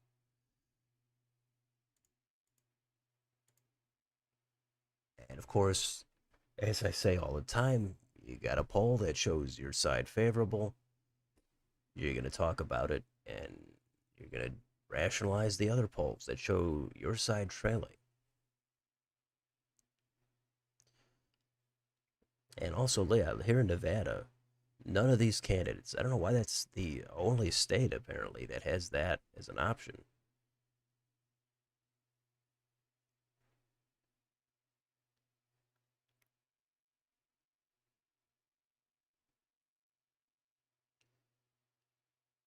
French colonial history in North America, probably not the most relevant topic. Yeah, it's not exactly a current election, but hey, you know what? There's nobody else talking about anything, so have at it. Really, I can't say much to that topic, but it did get pretty quiet in here for reasons I'm sure.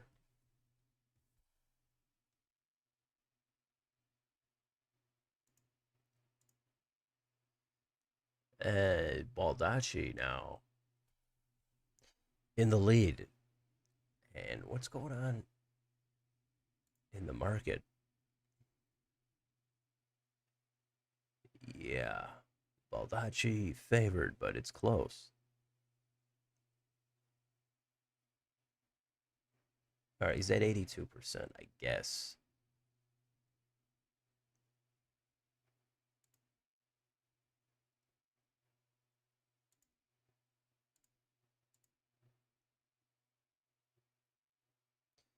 Pedigree at 49% or 50%.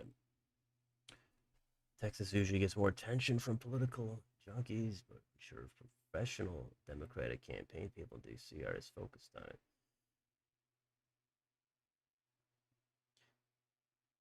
Okay, yeah, I know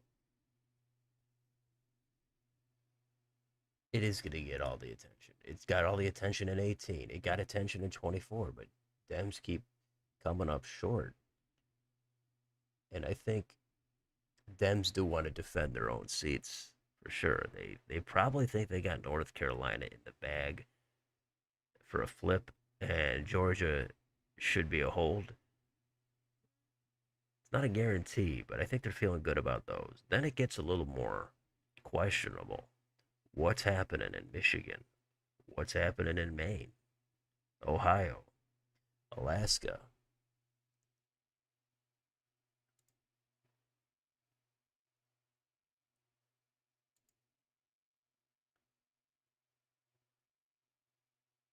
So we're not getting really any more answers here as we get more vote in. It's Plattner is sitting here in the low to mid 70s.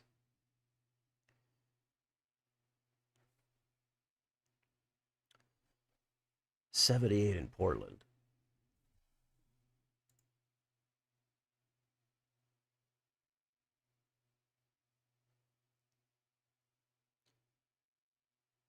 And 91% of the vote in there. That's pretty good.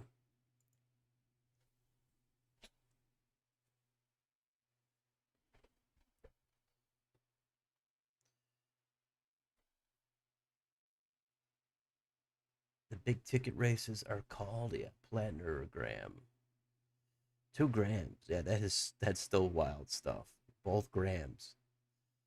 Nancy Mace. Yeah, Nancy Mace fell pretty hard. But this race is big right here, though. Governor for Maine, because it's likely whoever wins this is the next governor. And Cook has it rated as likely D. So, yeah, this is a big race.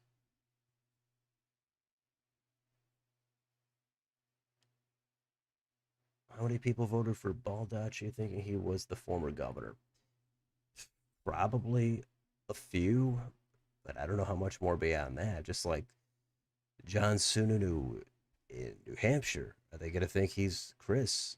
Maybe. There's always some people who just don't follow politics at all. There's some people who minimally follow it, and then there's people who just don't follow it, but they're still gonna vote.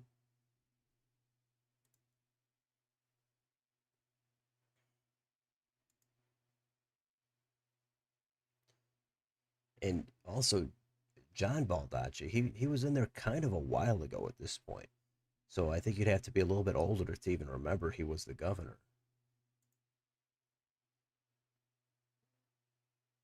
So we get this vote dump here, 14%, and then we get nothing, nothing else.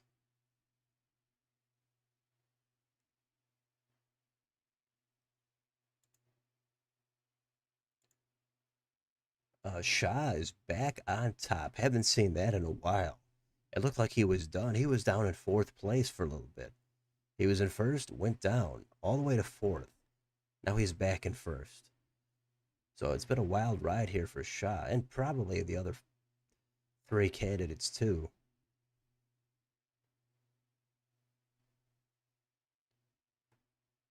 Let's see what's going on again. Let's take a look at the market. Pingree 47, Troy Jackson 30.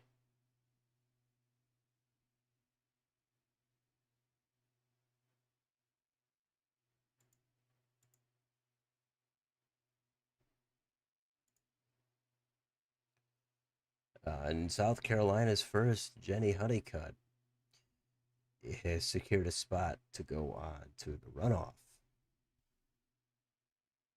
That's the first call in that race.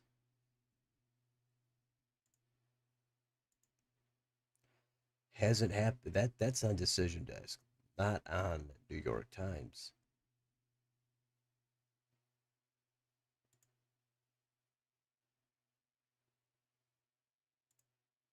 Okay, Sherrod Brown did good in that poll. Was there a new poll with Brown? Because I haven't seen anything in the last couple of days, and there's nothing here on Real Clear Politics.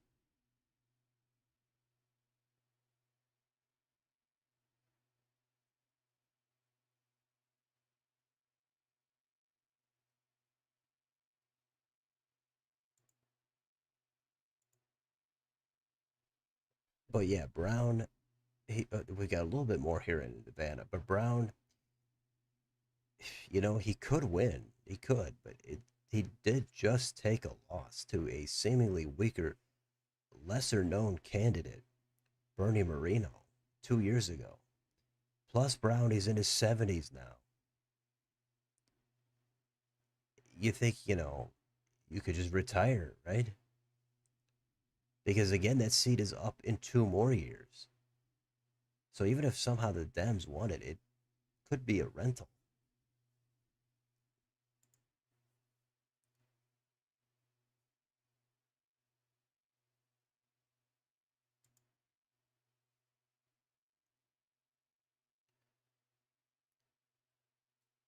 Since Planner won, you're endorsing him? Okay.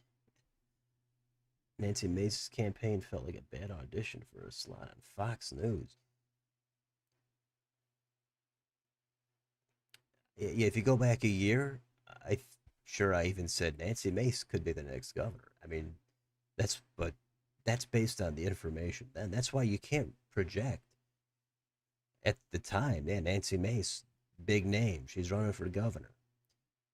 Turns out she didn't have any momentum, and other candidates got in, and she fell flat.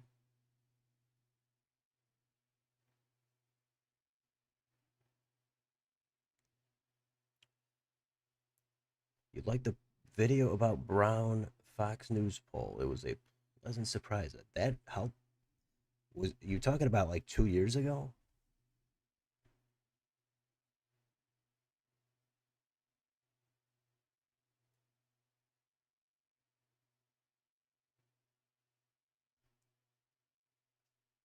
Fox News poll found Sherrod Brown leading the race by 8. In this race, see, now I'm confused if we're talking about the current race or the race from 2 years ago. 'Cause I haven't seen anything in the last few days on the Ohio race this time. 2 years ago, that could be a different story.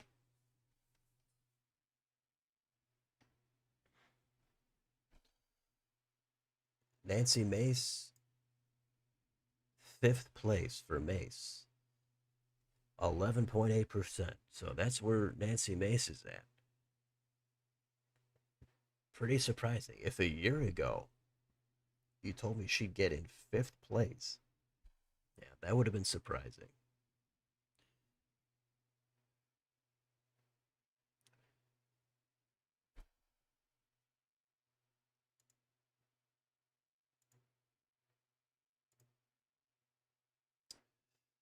Planner losing a little bit more there. Not sure from where in the state.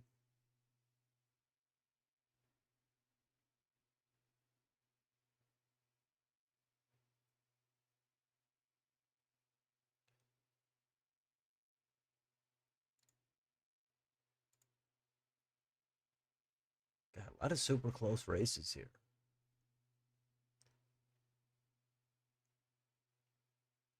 Sometimes they're just total wipeouts unopposed, but then you get these real close ones.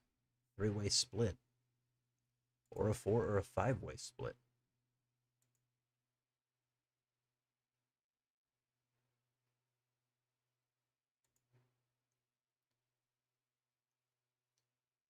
Okay, Shaw expands his lead a little bit there. He's up by 2% now.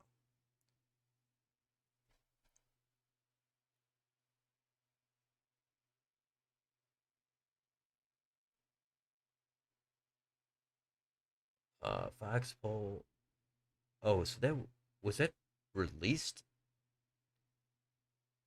like a week ago? I might have seen something a week ago. It's hard to remember when I saw some of this, but yeah, not in the last few days. And I just pulled up here. Let's see.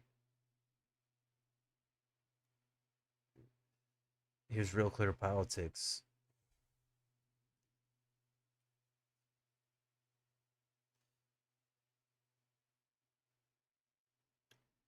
I don't even see it on here, so I'm not sure. I must have seen it if it came out and it was Brown up by 8.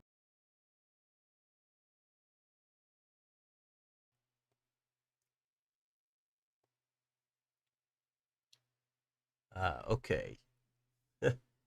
Now it makes sense. I know I didn't do a video on it. I might have 2 years ago in the Marino Brown race. So, but I don't even see that poll on Real Clear Politics. So actually, I'm actually not sure about that. But I got mistaken for a different channel. I'm not sure if I've had that happen before.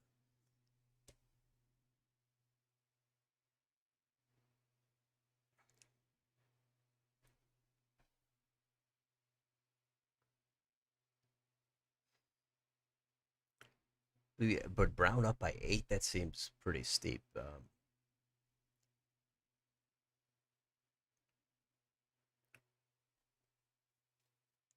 He he did just take a loss, as I said, so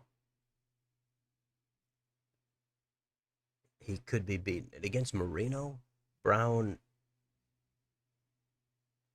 before the election, a couple of months, it seemed like Brown he was leading a bunch of polls slightly. And in the end, it got pretty close. So it just really, there's no way to predict what's going to happen. John Husted seems like a safer pick than Marino.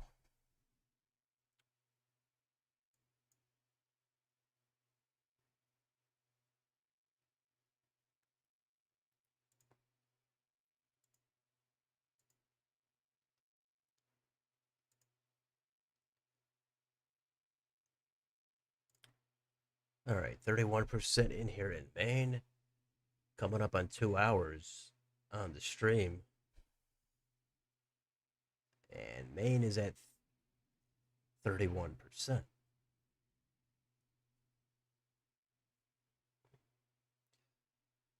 Is that poll not on Real Clear Politics?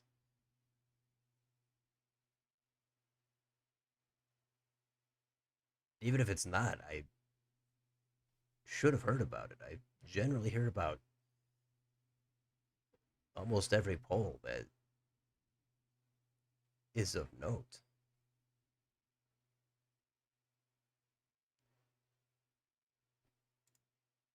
Actually, yeah, what's going on here? Republican side. Okay, Bobby Charles, 40%. So even he is not running away with it.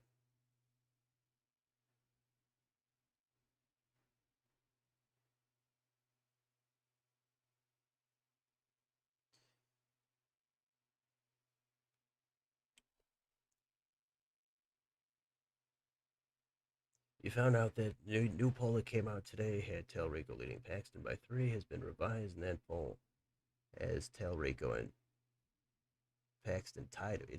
The poll has been revised? What's that about? That's unusual.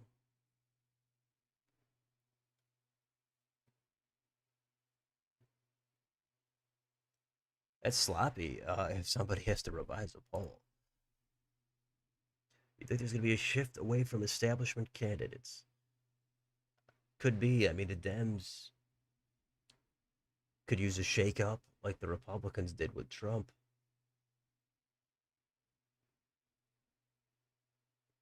Somebody lost in 20, didn't lose in 24, so Sherrod Brown seems like an easier hill to climb.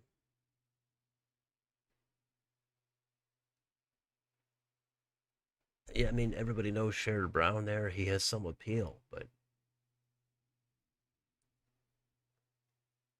there's certainly, I always think it's a bad look when somebody runs, sometimes even just 4 years later, but 2 years later. Now, it's not in every case. You got to go case by case. Sometimes the environment shifts like it could this time. But to come back and say, hey, everybody, I lost 2 years ago. I know you rejected me, but come on. You don't want to do it again, do you? It just seems a little bit desperate. Sometimes it works. It could work with Brown, but just in general, it seems a little bit pathetic in a sense.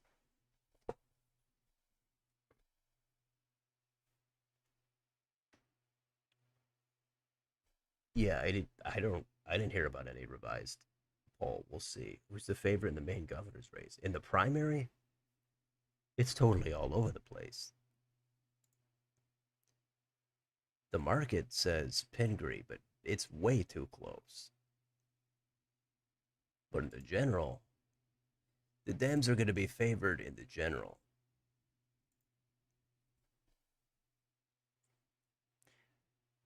Now, I don't think, yeah, Maine hasn't elected back to back Democrats for governor in a long time. They could do it this year.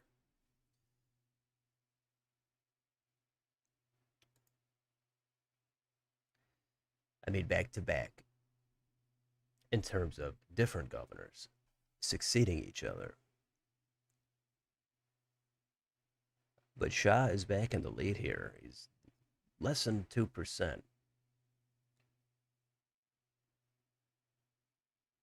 And yeah, again, this is really one of the oddest municipality shapes I've seen.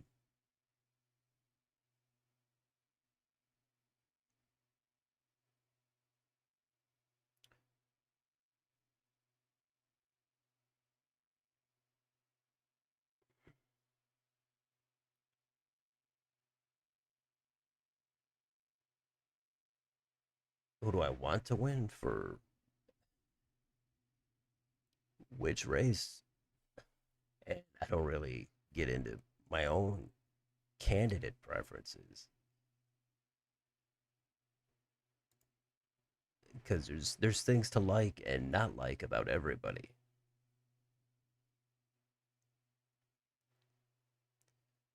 And I don't know enough about the specifics of these candidates. It's just too much to follow in the primaries.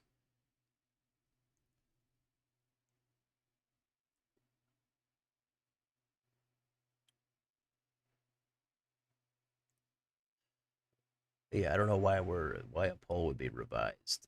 That's just off-putting. It's going to ruin it. People aren't going to want to trust that pollster. Anything in Nevada again? No, nothing. Nevada came in with a drop and then nothing. So they probably got, I don't know, maybe that was the same day vote or that was early vote.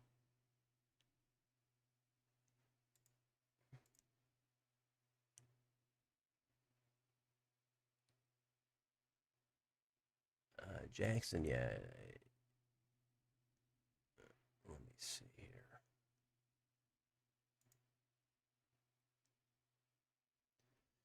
Yeah, Jackson and Portland and Bangor.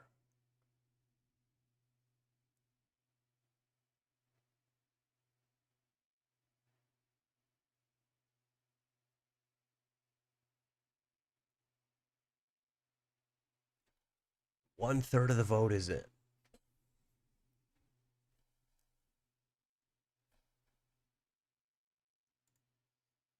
This race in South Carolina is still not called on New York Times. 84% of the vote in. They haven't even projected anybody to go to the runoff yet.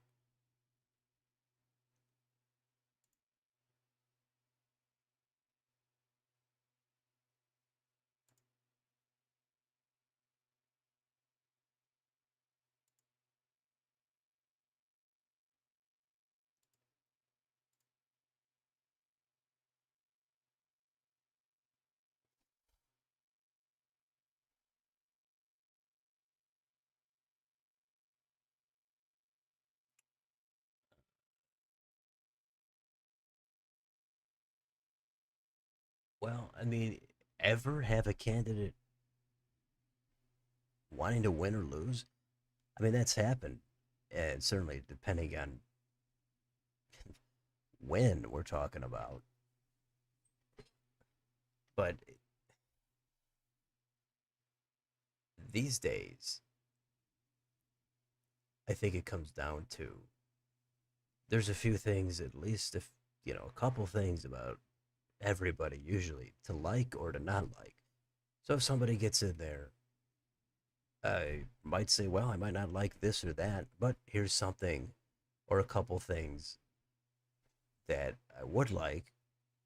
And then there's going to just be things regardless of who's in there where I wouldn't like it because I don't know, might have my own views on certain things. So it all depends. It's really complex. It's hard to go into detail and yeah, don't even really want to go into specifics, but it all depends. But I do like to see, it's nice to see things get shaken up sometimes too, just in general, both sides just going against the establishment, that can be appealing too. But it's hard to really find somebody who it's just you like everything about them. I don't know if really that's true with almost anybody. Most people might get up to 80 or 90%, but to actually say, "Hey, I just like everything about this person." That seems like a stretch. Seems like people would just they don't want to admit a couple things they don't like. But I think most voters, most people, they it's a mix. They like some things from each side. Maybe sometimes it's a little more from one side, a little more from the other, or a little less. But I think there's an appeal with certain topics, certain issues on either side, and you don't get really candidates or independents that have both sides. It's kind of disappointing.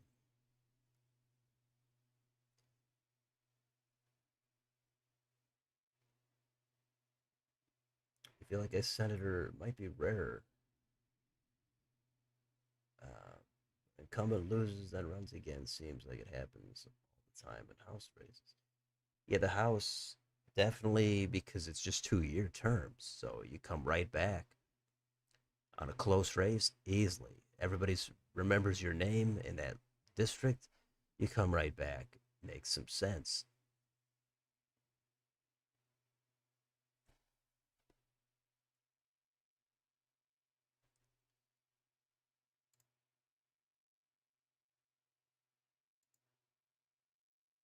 All right, this is really kind of a slow count.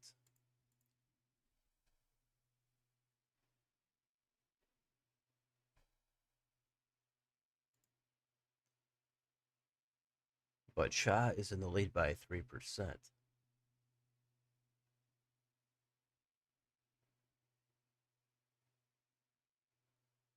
And the market says Hannah Pingree is going to win. Okay.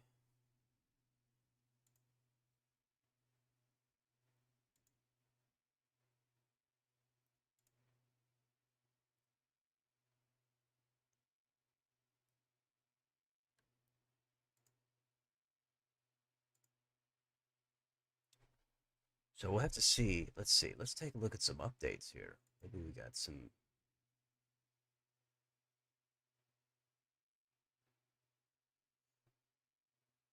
news here. Let's see. Let's go back a little bit here.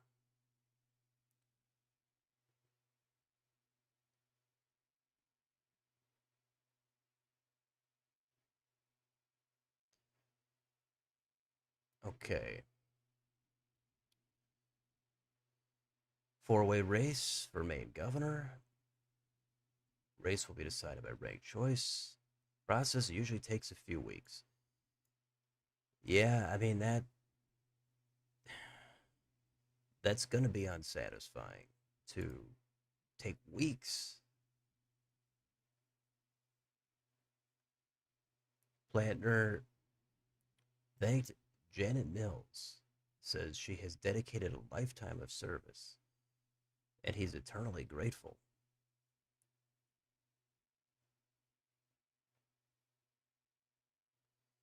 All right.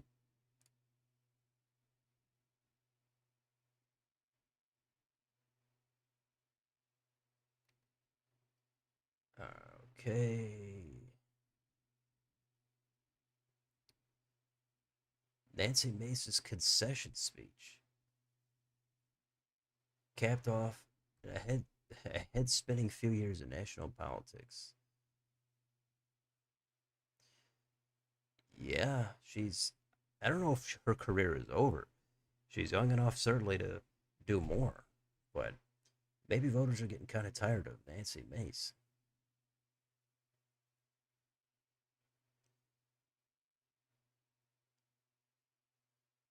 So Gillibrand and Schumer endorsed Mills.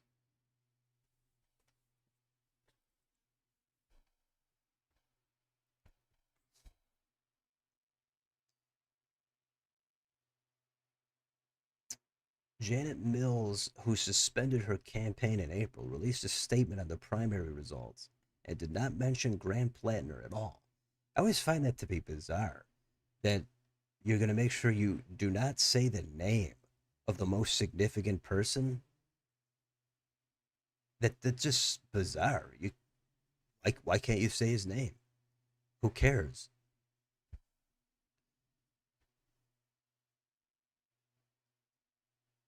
Uh, okay, she's grateful to the people of Maine. Yada yada yada.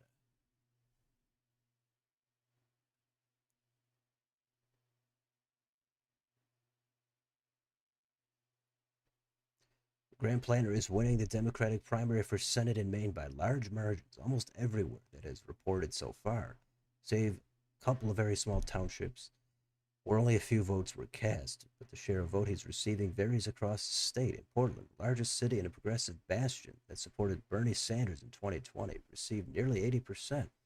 He also did well in Rockport, one of the largest fishing communities. Okay,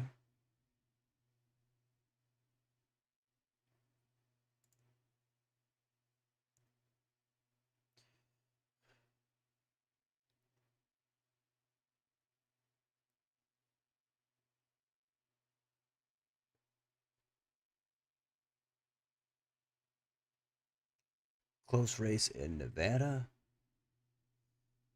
Trump's preferred candidate and one backed by Republican leaders. Yeah, David Flippo, endorsed by Trump. James Settlemeyer, backed by Governor Lombardo.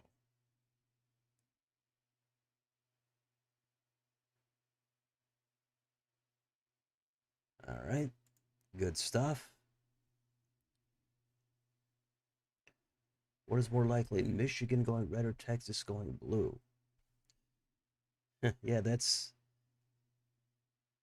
interesting. I guess I would say Michigan going red because El Sayed is favored now. I guess he's been favored. Seems more controversial and might be a little bit too much, but it's tough. It's really tough. Paxton is loaded with baggage. Talrico has his own baggage culturally. So yeah, it's close. How can you really confidently answer that one?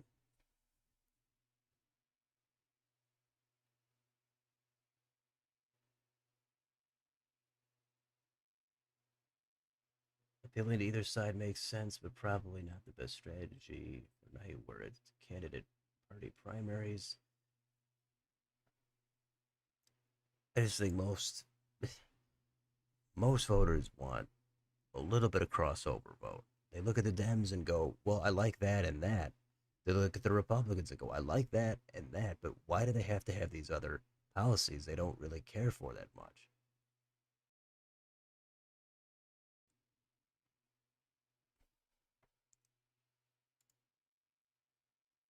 Okay, Nevada really dragging their feet.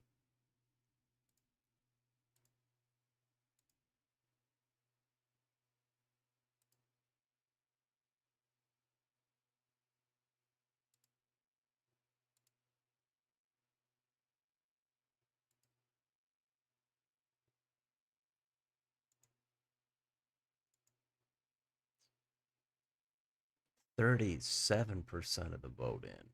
And again, this is going to take apparently weeks. That's surprising.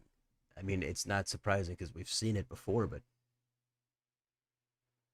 you get the votes. If nobody's 50, you got to have a quick process to do the ranked choice.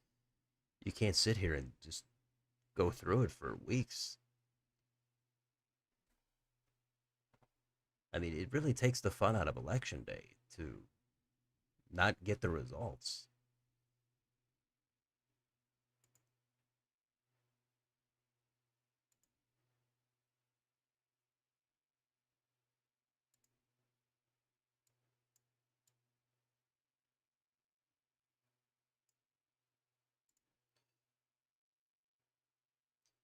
All right, let's see. We've got an update here. Several Maine races, including the Democratic primaries for governor and the second congressional district, will be decided by ranked choice voting. While ranked choice voting is sometimes referred to as an instant runoff, we won't learn those results for a week or two, in part because many towns still count ballots by hand, but also because the calculations can only be done once all the ballots in a race have been counted. Ballots will be transported to Augusta, the state's capital, where they will be retabulated at a central location. Then the state will determine the last place finisher, reallocate their votes to those voters, second choice candidates, and so on until a candidate hits 50% of the vote.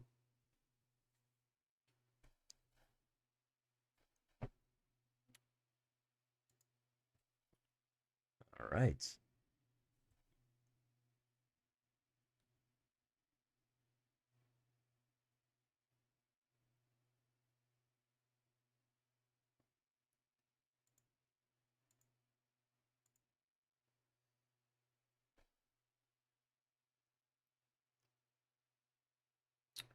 Okay. Baldacci in the lead here in the second still. Shah maintaining a lead.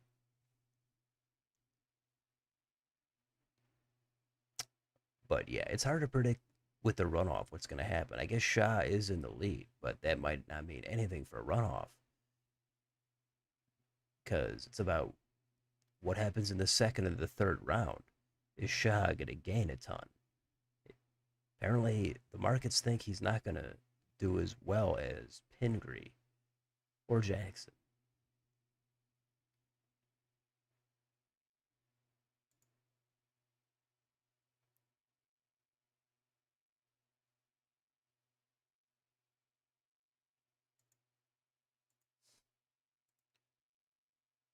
Okay, well, hope everybody's having a nice night again. The few people we've got in here having a nice, cozy stream for some more primary results. June 9th, 26.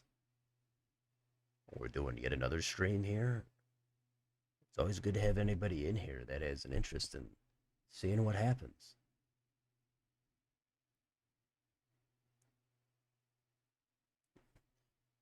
Got a bit of a late start here on the stream. The schedule was later, but started on time.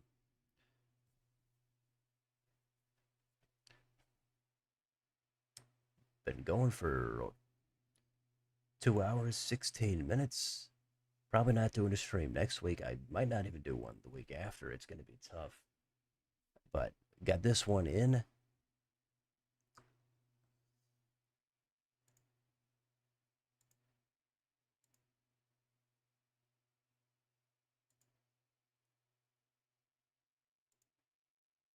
So yeah, this is probably going to go on for a long time. So there's other stuff. I mean, we've got California. The news is it's going to be Becerra and it's going to be Hilton in a head-to-head matchup. So one Democrat, one Republican. It's safe Democrat in the general election, but is it going to be interesting? Is Hilton going to do anything? Are voters going to be a little tired of the same in that state, or is he going to win by 20%? Yeah, Becerra, yeah, is he going to win by 20? Is he going to get it by 16? What's going to happen here?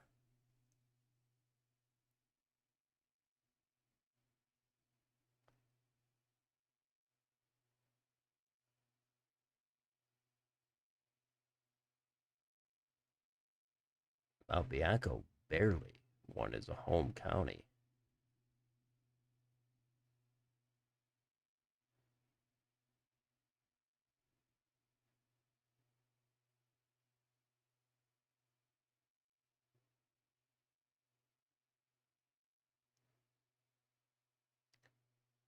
All right, let's get back to today's action.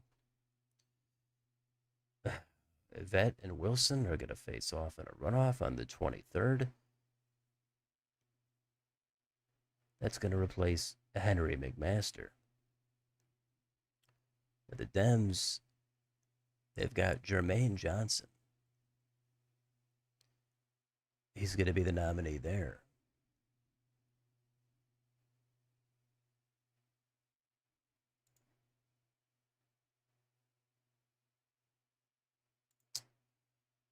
No call here still, with 91% of the vote in. In this first district in South Carolina, you get there is this or that quote. Be one thing if James Telrico were a real vegan or really transgender. Feel it's unfair taxing by the standard of hardball politics.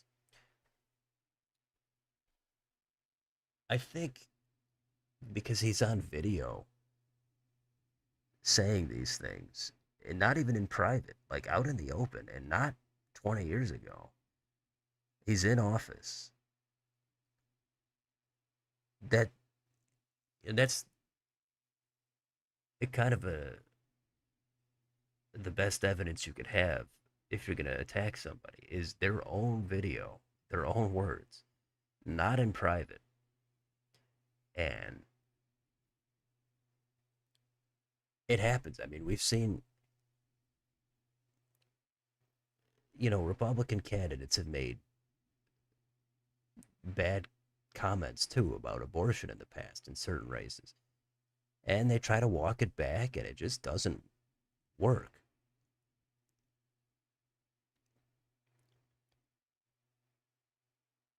If you're already assumed to be in one position or the other, it's so hard to change that perception.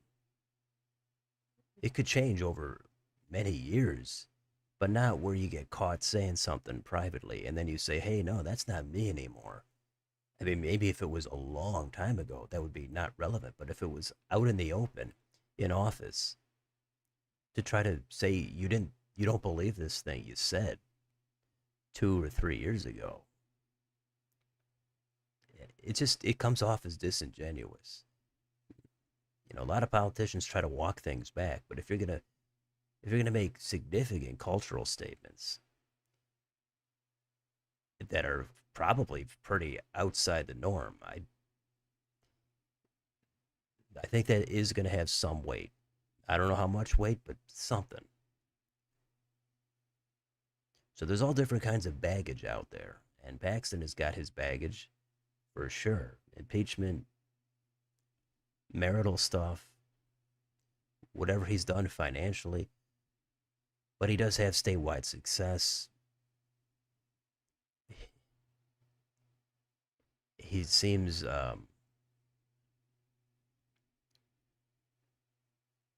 like he could weather any kind of storm almost.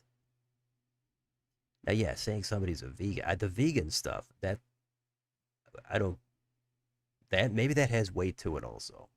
That to me, I think has is really nothing, but for some voters, just knowing somebody's a vegan, I guess that could matter. I mean, I don't want to say that doesn't matter for people because that could matter. They might think, hey, this person just they can't relate to you if you're gonna if you even if you actually were a vegan.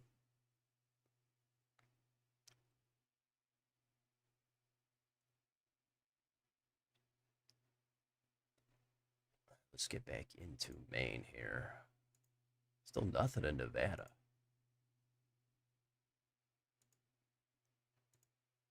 So I think the markets are just, yeah, they're projecting ahead to the runoff. That's really tough to do.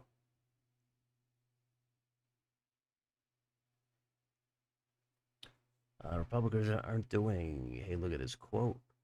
Would be one thing, but they're saying actually is trans. If they're saying he actually is, then yeah, that's not true. That's stupid.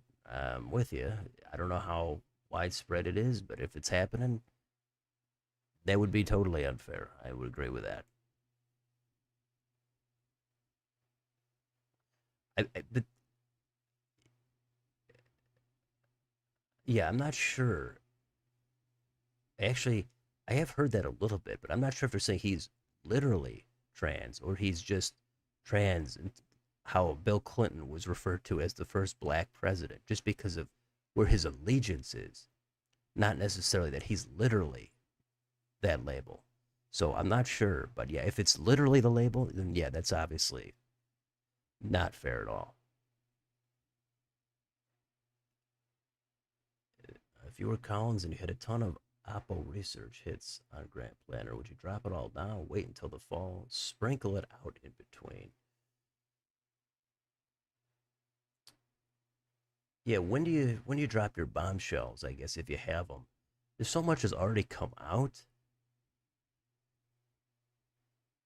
I wouldn't unload it all now. I wouldn't do.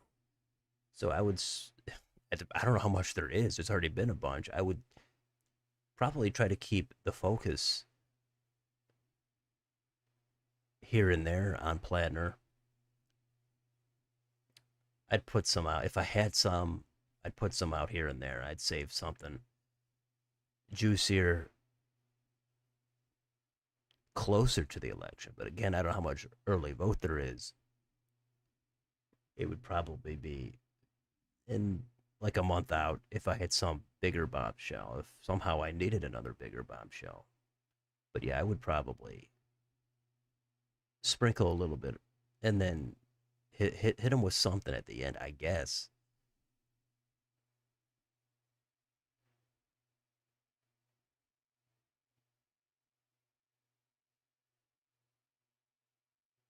Who is Shaw? Yeah, well, he's certainly got the background in health and medicine. Doctor Nirav Shah. So yeah, that's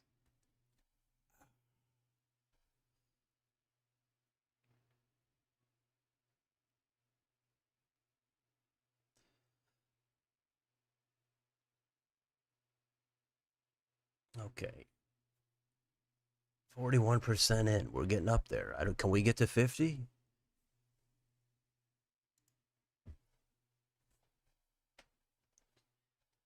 Can we get there before? Is Nevada going to give us anything else? I know, like in the 24 election, they took their time. Nothing came in for a while.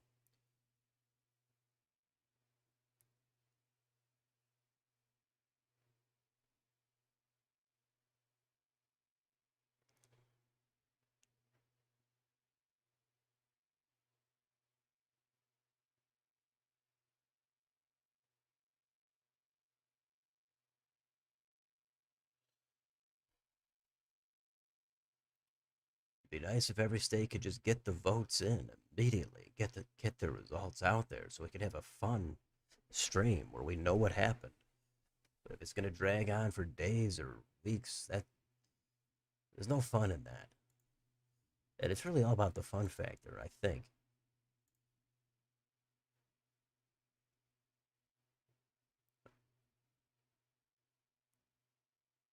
President Trump congratulated Lindsey Graham, his nemesis turned friend. Graham's big win over a crowded field of very capable primary challengers on Tuesday night. All right, whatever. Within minutes of Planner's nomination, Senate Republicans rolled out a website bashing him as untrustworthy, unhinged, and unfit for Maine. The website lays out a series of unflattering revelations about Plattner's past, including offensive Reddit posts that he apologized for and a tattoo that resembled a Nazi symbol that he later covered up. It's going to be ugly there in Maine for sure. It's already been ugly, but it's going to continue to be ugly.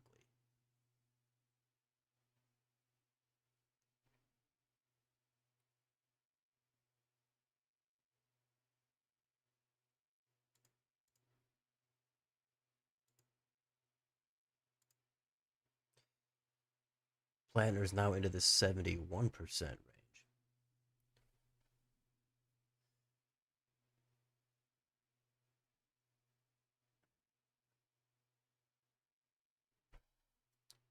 Yeah, is there going to be more about Plattner? I mean,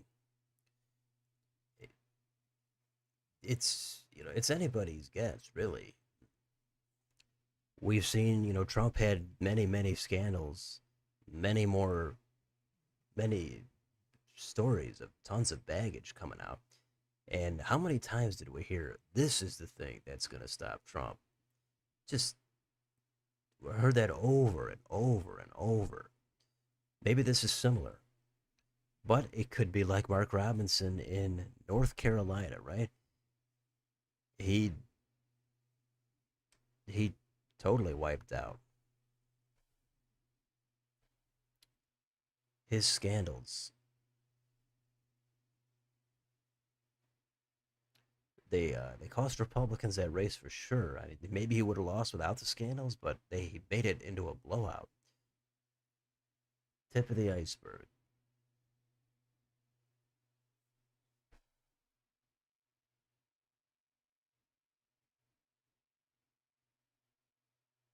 All right.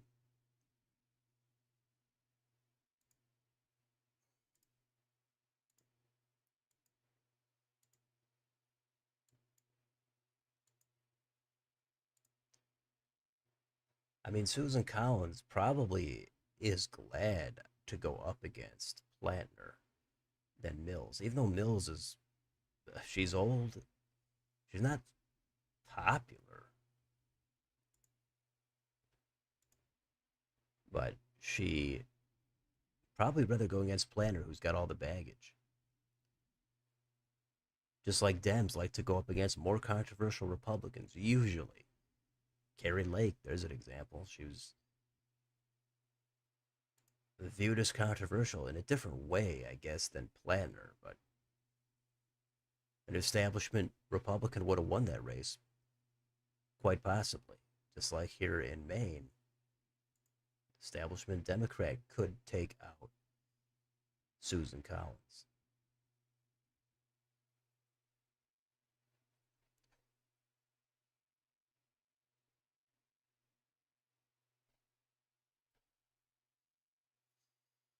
Yeah, the counting is, well, I mean, it could change a little bit here. We've got a lot of close races.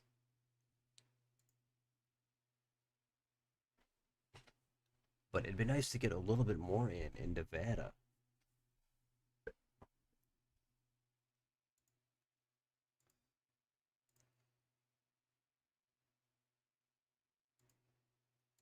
We got nothing here, really.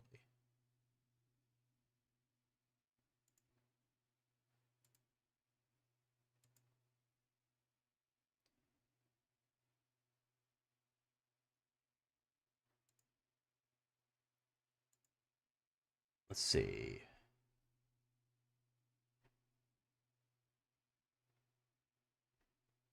Yeah, Collins,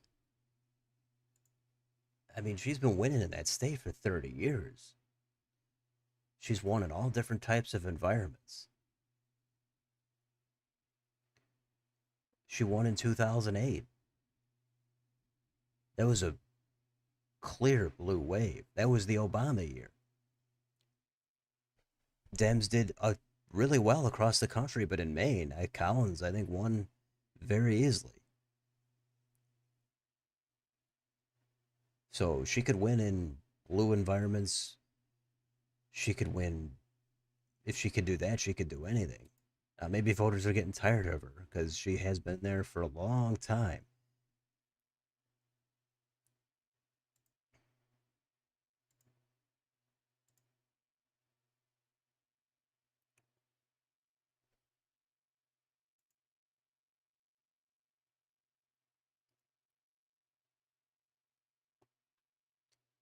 45% in. Let's see. The market has Anna Pingree, the eventual winner. That's going to be with the runoff.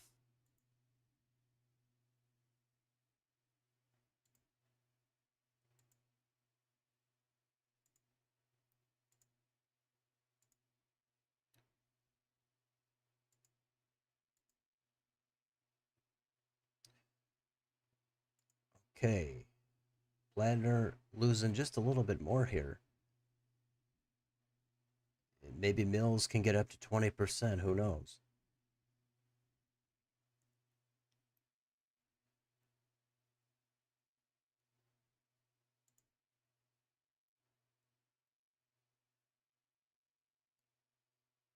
So now Jackson and Pingree are tied.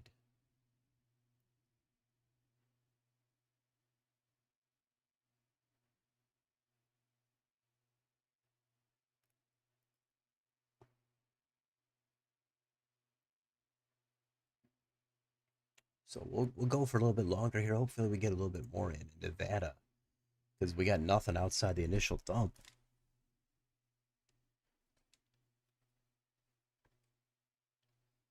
So yeah, it's not a ton of action here as of late. It is getting later in the day. People probably winding it down, going to bed. But it's nice to have anybody in here for this stream. 4 states: South Carolina, Maine, North Dakota, Nevada.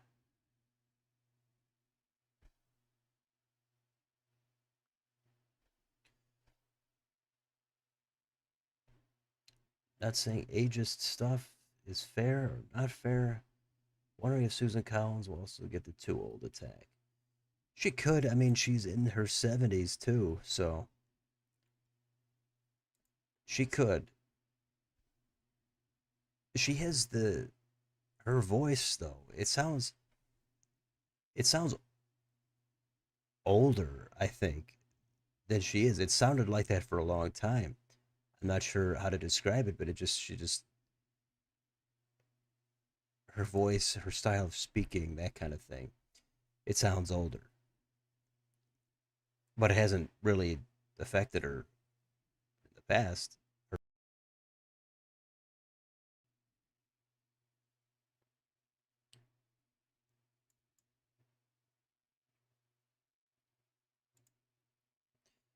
And now Pingree back in the lead by a few votes.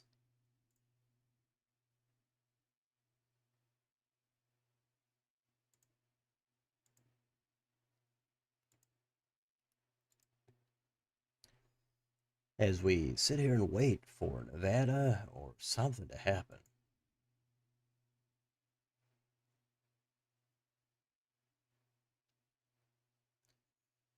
Again, Republicans now, Charles is down to 38.7.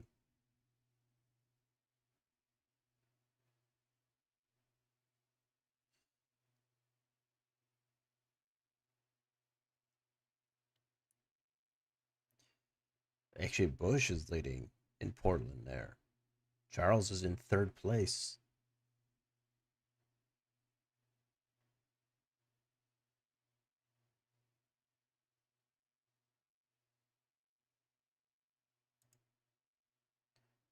And whoever this is, Owen Z. McCarthy, is leading in a few of these places. That's hilarious. Fifth place candidate.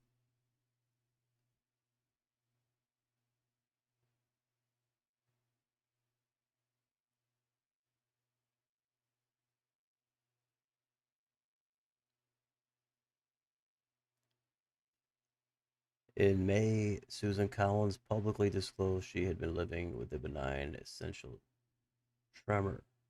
Explains the shakes. Is that also what affects the voice then? Or is that just something else? There's a little bit of the RFK Jr. He has something else, and I know it's more pronounced, but I don't mean the shakiness of the voice. I just mean the sound of the voice. I think that at some point that's just her own voice, right?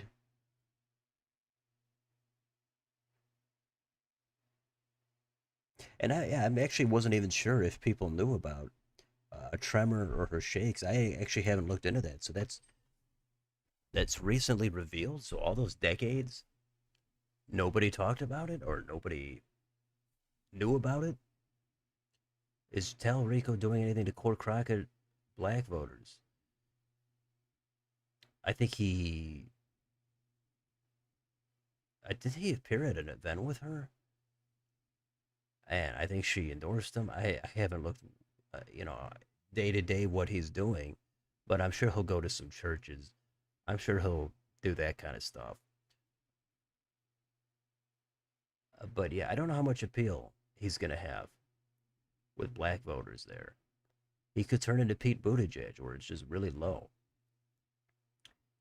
Because Talrico, he is fairly mild mannered, and I don't know if that's going to be appealing to the Crockett voters. As again, I don't know. Some of the cultural stuff could be a factor, but the economic stuff should favor Talarico. You can't see a path for him in southern states without insane black turnout. Yeah, I don't know. He could get some turnout there because economics again and Trump disapproval, that could be something. He's trying to court disaffected whites. You don't know how that's going to work. I think, yeah, he's going to try for the suburban appeal, the Cornyn voters, Cornyn Republicans who, but if you voted for Cornyn for the last few elections, I don't know why you'd all of a sudden go, well, hey, I like Talarico now. Why weren't you voting Democrat before that then?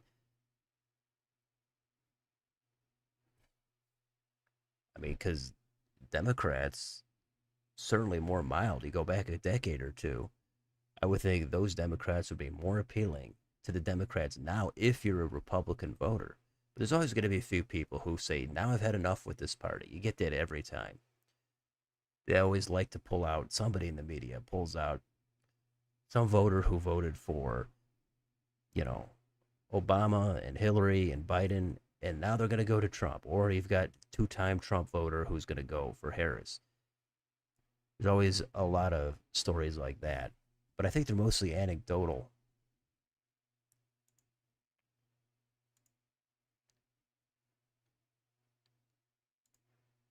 Okay, Nevada, nothing. So this could go on and on and on. Who knows if we're going to get anything before we end the stream?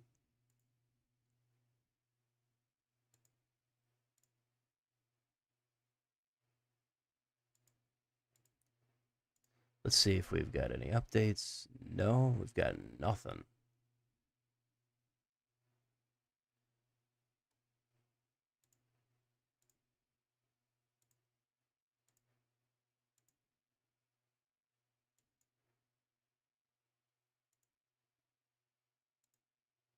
Okay, now Mark Smith has been projected to advance against Jenny Honeycutt for the runoff to replace Nancy Mace.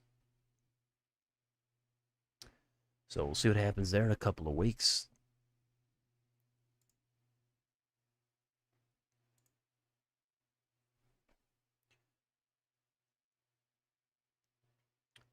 But the Talrico Paxton race,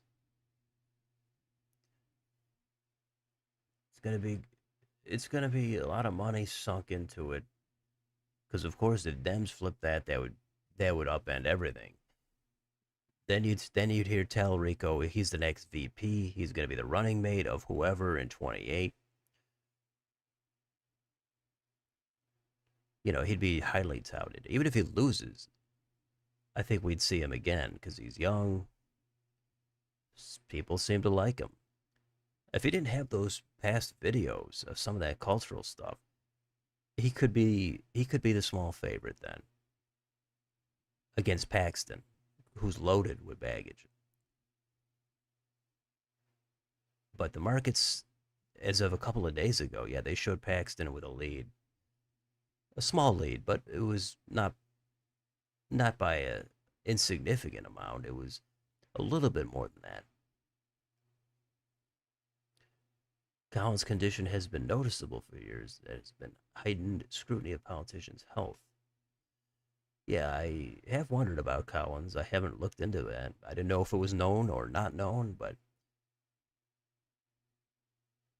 I guess if it's nothing mental, then yeah, voters might not really care. I guess who knows, right? We saw Fetterman with the stroke. He was so bad in that debate that he still won over Dr. Oz. And now all those people who are backing him, the Dems, most of them kind of regret it. But everything is unpredictable. Scandals, health issues, it just it's case by case. It's hard to predict.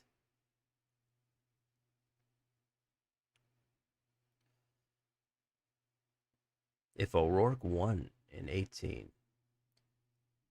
then in 24 somebody would have went up against him and they probably would have beaten him.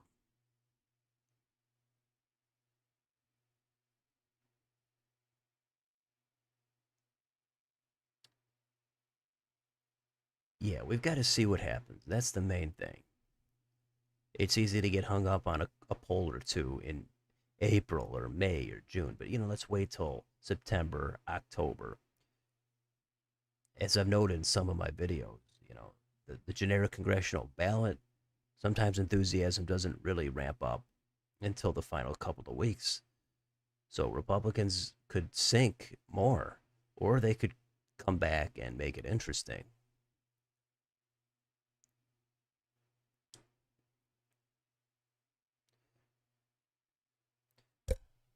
Okay, do we got anything in Nevada yet? No, we got nothing. So Nevada is the California of today.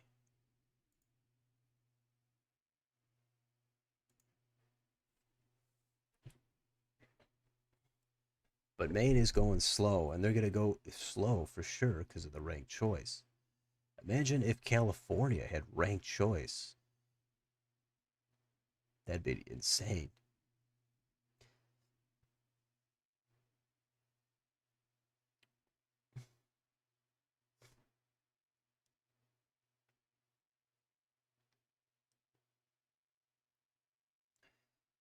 Um, you feel that people are not caring about an objectively stupid and weird statement that he was said before. You're talking about Talrico and his some of his weird cultural statements.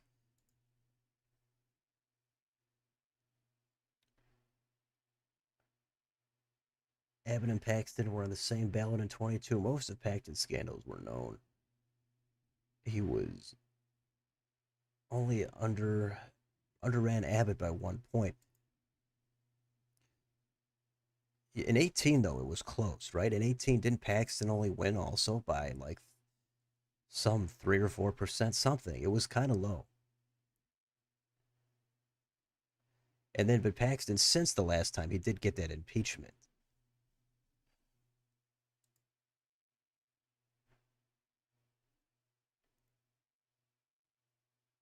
Favorite October surprises of all time? Oh, I don't know how far back to go or what even counts as an October surprise. I mean, the Trump assassination attempt thing was not in October, but that was completely insane. Biden dropping out, totally nuts, but not in October. I'd have to think about it. I'd have to go back and think about some of these races from 3 or 4 elections ago.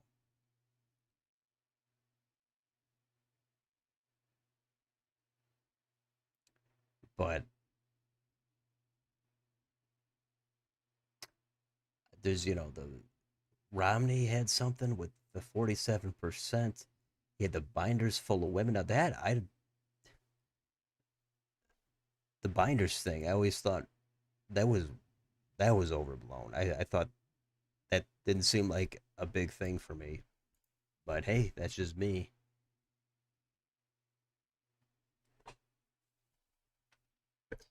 I don't know. Certain scandals just don't do a lot for me.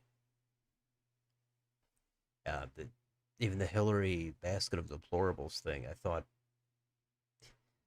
that was not as big of a deal as it turned out to be. But everybody else isn't me.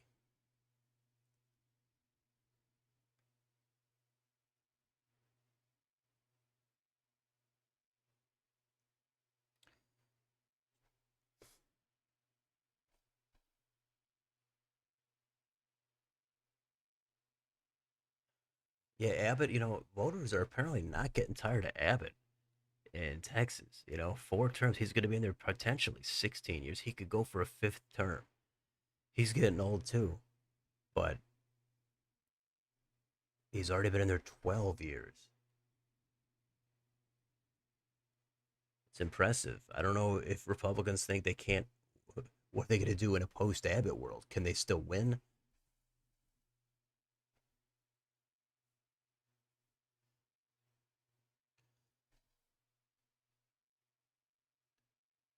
And Abbott's popularity, I know, has fluctuated here and there. Sometimes it's tanked a little, and he's been fine, but he seems fairly favored to win another term.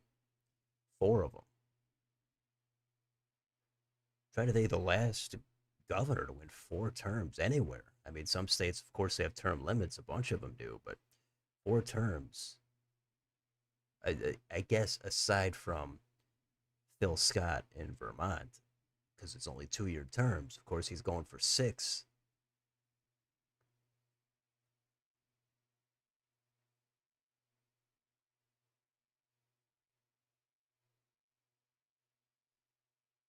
But yeah, I'd have to go back.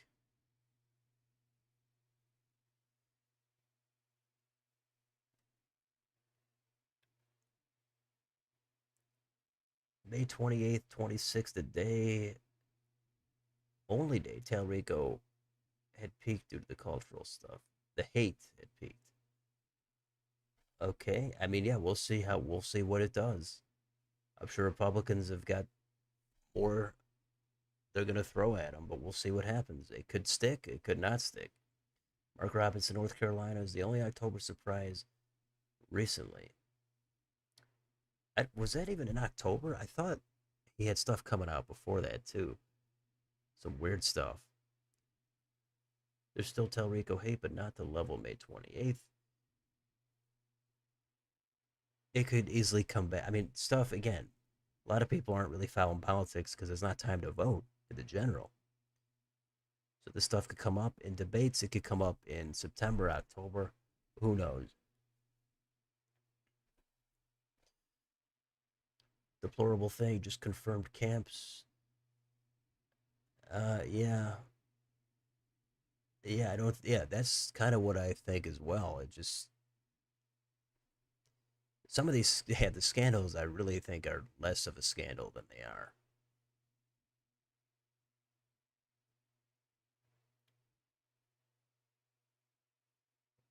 Imagine if he runs for 2030, it would be too much.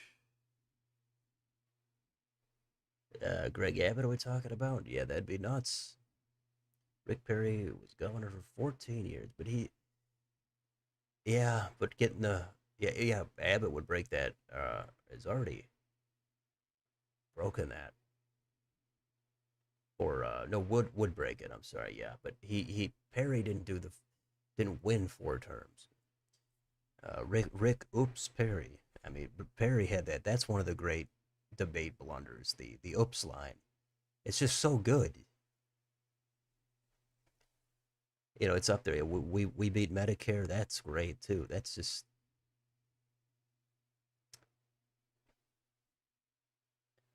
Nick Fuentes fan running in South Carolina. One got 1% of the vote. Okay, gotcha.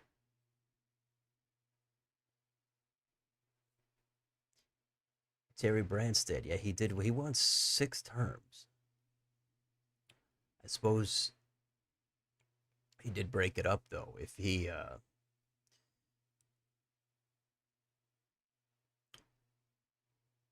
the last one to win 4 consecutive. Maybe you go Tommy Thompson in Wisconsin. Who knows? But yeah, Branstad, he's got the all-time record. 6 4-year terms spread out over many decades. Okay, Abbott.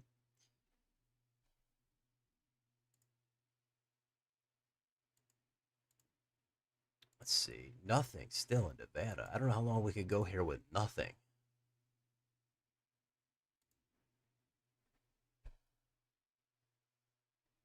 Nick Fuentes got 1%. Yeah,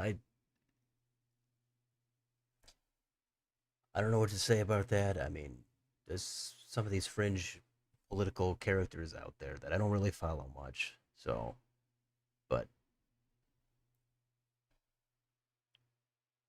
1%, gotcha.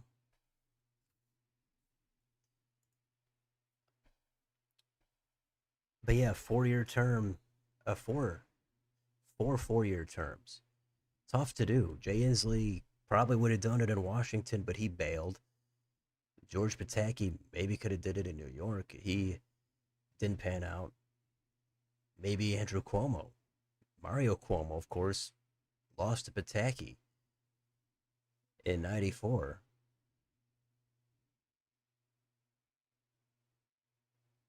So a 4-year term is kind of a rare thing. It is definitely rare.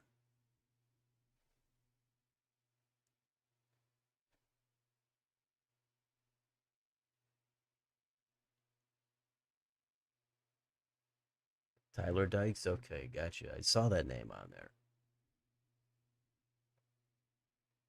Yeah, I know. The voting it's just too slow. I mean, this is not satisfying at all.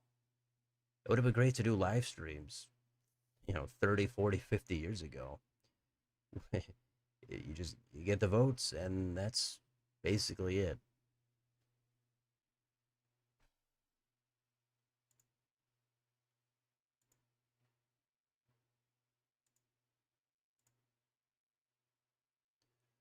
Let's see. Any updates? Nothing. No, wait. We do have one here. Republican primary for open congressional race in South Carolina heads to runoff. A Charleston City Council member and a state representative advanced to a runoff Tuesday in the Republican primary to replace Representative Nancy Mace.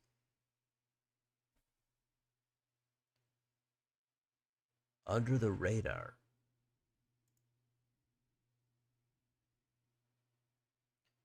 Jenny Honeycutt, who, in addition to her public office, is a lawyer representing construction firms, said she was committed to preserving the character of the Low Country for future generations. Ms. Honeycutt will face Mark Smith, the owner of a funeral home and state rep.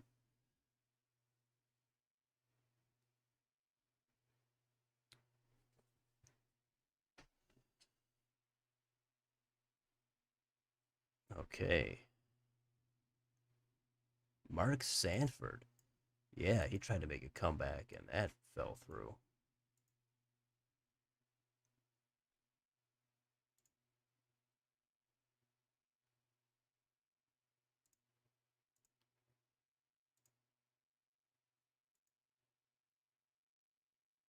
Okay, so that race is set. We don't need that tab anymore. Okay, we do have Nevada here.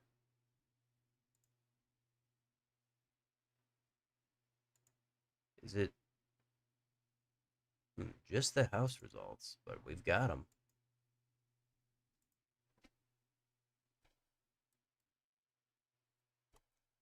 James Settlemeyer in the lead here, but Trump has endorsed Flippo.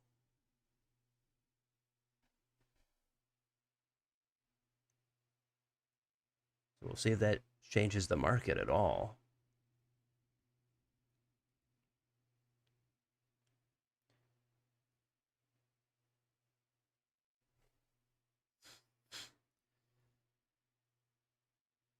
Looking at the Wikipedia list of longest serving governors, and Abbott isn't in the top 50. Well, really, not at all yet. But I guess he's working on that 12 years. He's going to be getting close. You love the channel. Shout out to you. Keep it up. Thanks a lot. Good to hear. Good to hear positive feedback.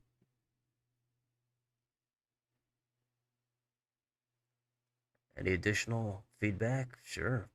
Say what you've got. Unless it's a negative. You do wonder how much Fishback can actually peak. I don't think a lot of people really know who he is. I've said that before. I barely know who he is.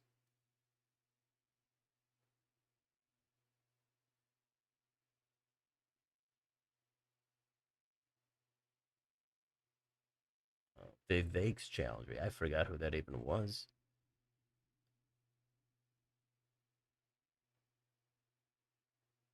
Okay. Yeah, Fishback seems like an online type of candidate. I don't. I think Byron Donalds is probably just ignoring him, right? Has he even said anything about him?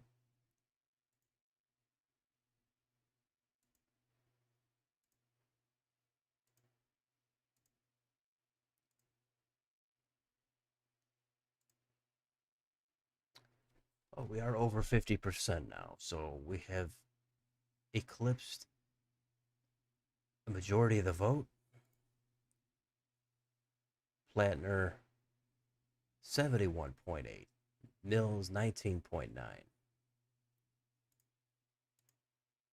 A lot of votes still to count.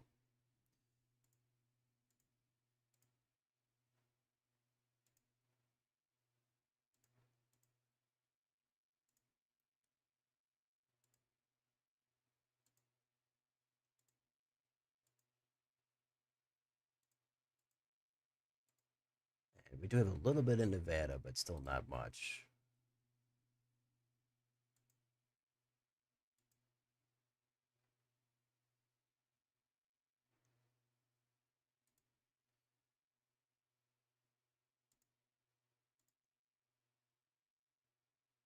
Okay, let's see.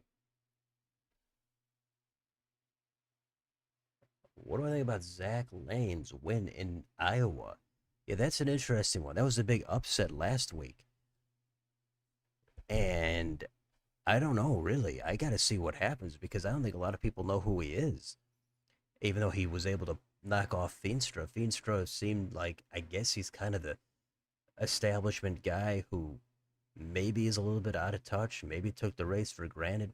Maybe Zach Lane has a better connection, not being really in politics. Definitely um, could could be a boost for the Republicans, but the markets show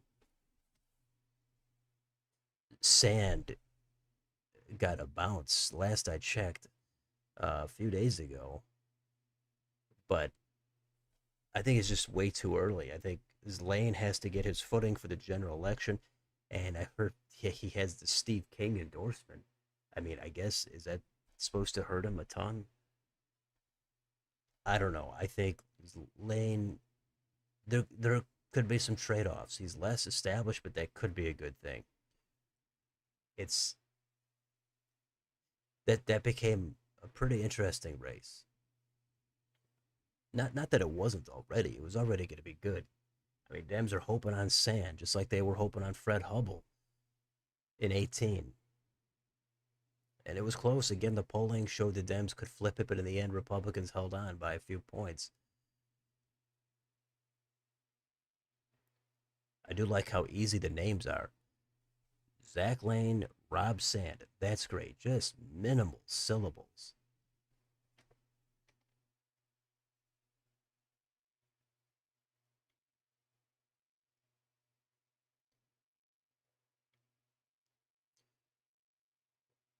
Donald's is the favorite.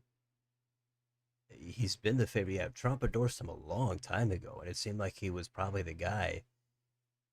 Even back when Matt Gaetz was in the running, his name was thrown around. I thought Donald's probably would win it over Gaetz. And Gaetz, I haven't even heard his name in months.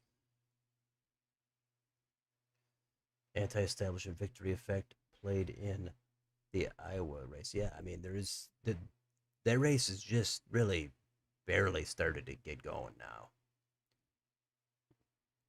Let's see what happens. I'm excited to see what could happen there.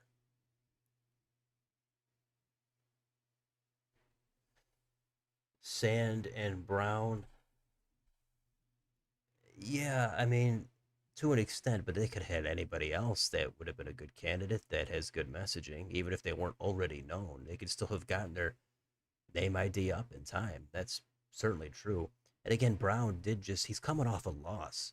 So I don't think it's a great look as I said earlier, say, hey, I know you guys just voted me out of office, but can you vote me back in this time?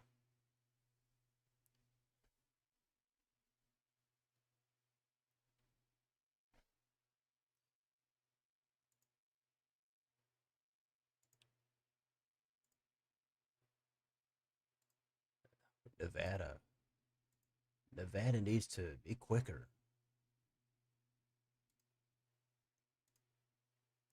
Okay, we got more here in. Now we've got some Washoe in, and Flippo is leading big time there. 12% almost.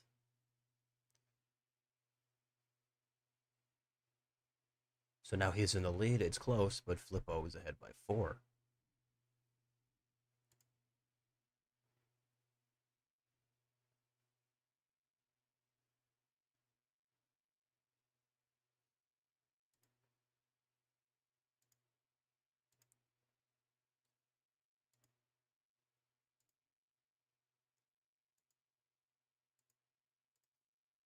Okay, let's see what we've got here. Why do you think Sherrod Brown didn't run for governor when he would have been really favored? Yeah, I've thought about that. Maybe he's commented on it. Maybe there's an easy answer. I guess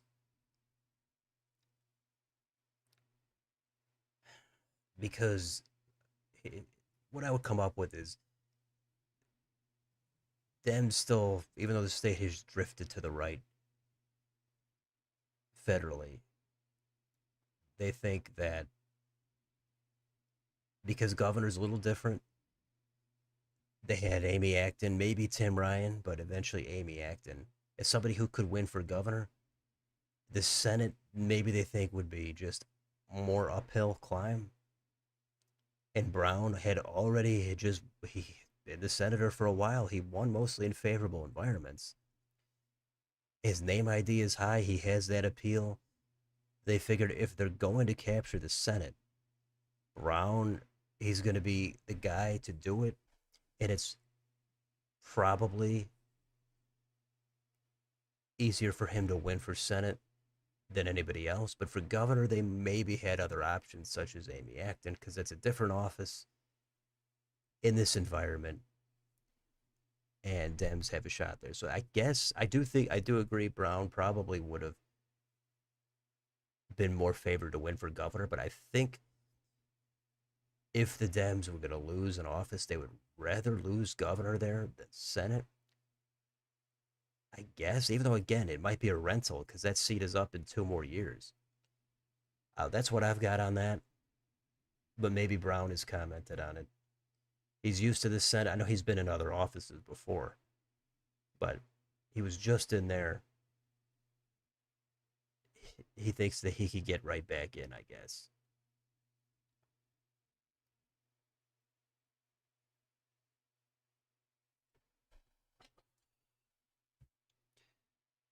I think people underrate his challenger, Marino. Lots of working class appeal that Houston doesn't seem to have. Yeah, Marino seemed to be riskier, more of an outsider, had that used car salesman label, but he had the Trump endorsement. Houston seems like an establishment type of guy, but he's also got electoral success.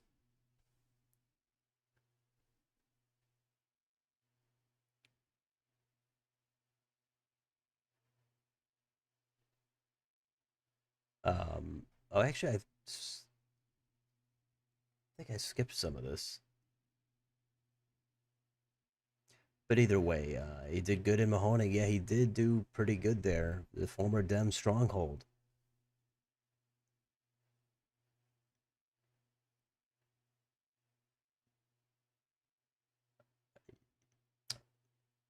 If Trump or Harris won Nevada, that one's easy because that Trump won Nevada by a few points. That was one of my picks I got wrong. I got Nevada and Michigan wrong. I had those going to Harris, but it's tilts. When you have a tilt rating, not a lot of shame in that, unless it's like way in the other direction.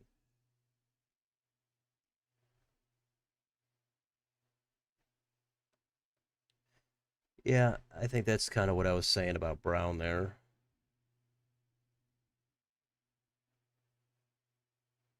Brown is Tim Ryan is he's kind of the he just seems clearly weaker than Sherrod Brown.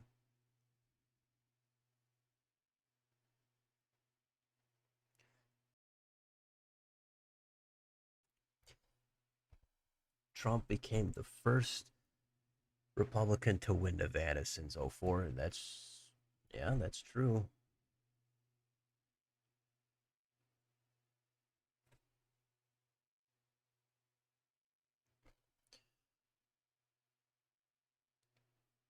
The 18 and 24 Ohio Senate map comparisons are crazy. Okay, yeah, I mean, he's going to be more bluer counties and lighter red, lighter shades of that red. But yeah, Brown won that one, and it was a blue environment. Brown and just like John Tester in Montana, he won in favorable environments.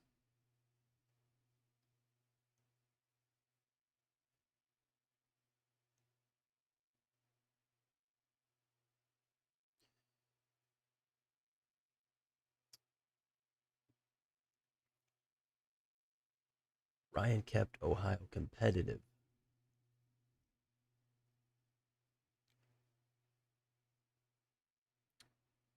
Yeah, Vance beating Ryan there. That was another one where it was like, hey, Dems have there was a lot of hype. I remember some hype about Vance. He's not the guy. Ryan is he's got the connections and he's in office. He's gonna be the guy. And the polling looked a little shaky, but I thought it just seemed to me like Vance was gonna win that, and he did. John Sununu, the hype. How much hype is the hype for the primary or for the general? I haven't heard any general hype for the primary. Yeah, I could see him winning. I don't think Scott Brown. His time is just kind of past. I haven't followed what's going on there closely, but Scott Brown seems to be unpopular. Sununu seems to be the guy who's going to win the primary. The general, I mean, I that would be an upset, at least a moderate upset if Chris Pappas lost. It's so hard to imagine Republicans flipping a Senate seat in New Hampshire in this environment.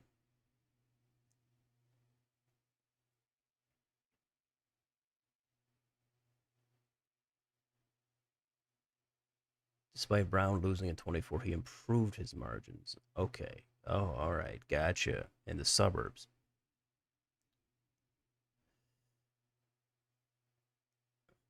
'04 Nevada was a state that led to Bush reaching 270. Yeah, Nevada is a state. It's interesting in that sense where, yeah, it went pretty far toward Obama. And it looked like it was a kind of a mildly blue state, at least. And then somehow Trump flipped it back after a few cracks at it. There's some for the general. So hype around Sununu. I'm not buying it then. I haven't heard much, but I would not buy it now. I just can't. I can't believe it too much. On my best case scenario, my last one, I had Pappas still winning it. So I'll probably be updating those videos at some point, but not going to be a lot of changes, probably.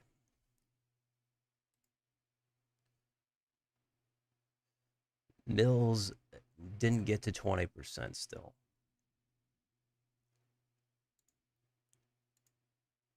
Here we go. Oh, all of a sudden we're up to 71% for the Dems, 25 for the Republicans.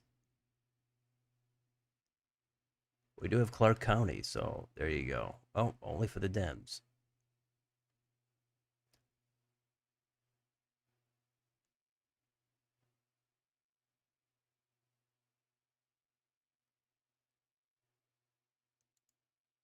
So we've got some good stuff there.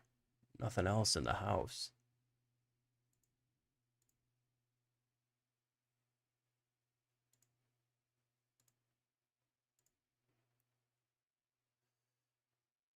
Okay, we've got a couple updates here. In the Democratic primary for Maine's second, no candidate has a clear lead in the competitive three-way primary to succeed Representative Jared Golden, a Democrat known for frequently bucking his party. Joe Baldacci, a state senator who has the backing of National Democrats, currently leads, though that could change as more results are reported outside his home district in Bangor.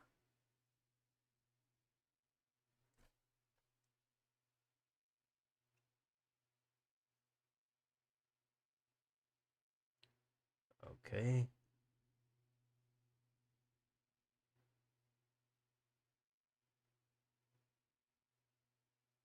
Republican primary for governor in Maine will also be decided by ranked choice voting. Bobby Charles, who served in the State Department under George W. Bush, has a sizable lead over the rest of the field, but is well short of 50%. Jonathan Bush, cousin of Bush, which Bush? George W. I guess that's kind of weird they didn't say that though. All right, that's okay. It's called now for Ford and Lombardo, as we already knew.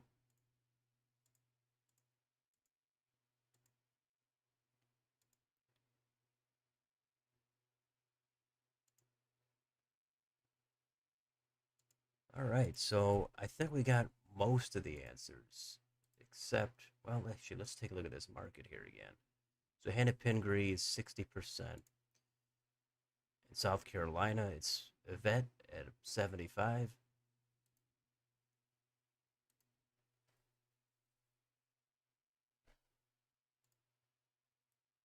And David Flippo is in the lead.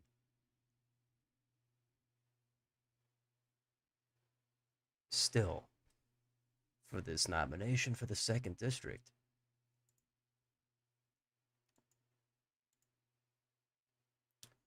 Boom. Now we've got Clark County in for the Republicans. And Lombardo, former sheriff of Clark County, 91%.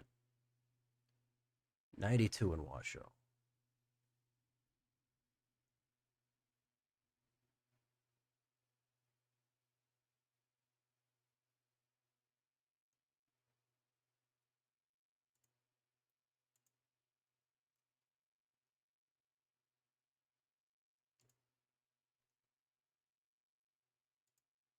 Okay.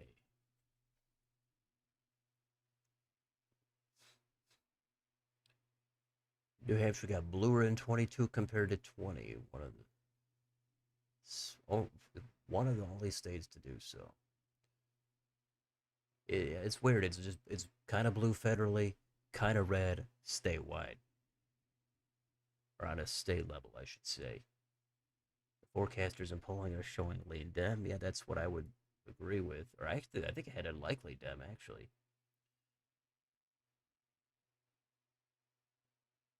Bolduc, yeah, he lost. I thought the polling showed it narrowing up. I thought it could be close.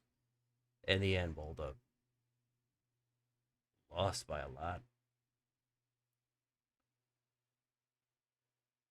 Mississippi Senate be under 10 and 18 and 20. Yeah, and Hyde Smith came in that special, and that was under 10. I think even the 20 race was right around 10. It could be under 10. Yeah, that could be an under the radar race, but to get much under 10, probably not. But yeah, Hyde Smith, well, now she's kind of established herself. I would guess she would win by 10. But yeah, that's on my best case scenario for the Dems in the Senate. That I've had it likely Republican because that could get under 10.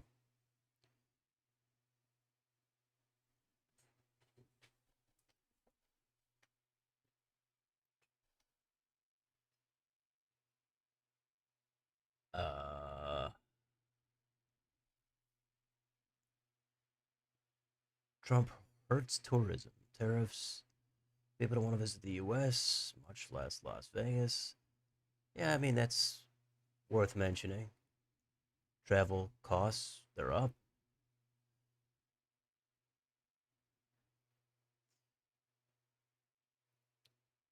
Yeah, I mean, which races could get under 10? It's always interesting when we're on these borderline margins, like in Virginia. That was one last time. Could it get under 10 in the Senate? And it turns out it just barely did get under 10 with Kane taking out, I forgot his name at the moment, the Republican. But there's always a lot of borderline races out there. Dems haven't won a Senate race there since '82. Yeah, I'd have to double check that. Um, okay, yeah, that. All right, so audio is good.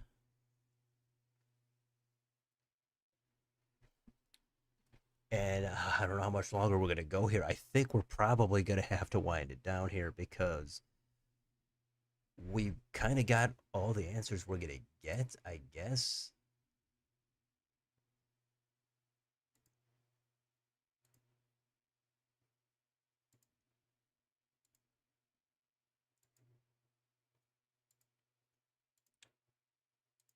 And we've been doing almost 3.5 hours. The time flies. Wow, 5 new updates.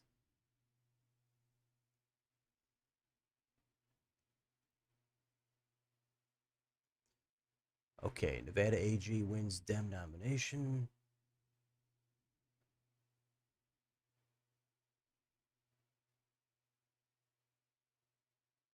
Okay. All right, well, that's actually basically it. A couple of calls in some insignificant races.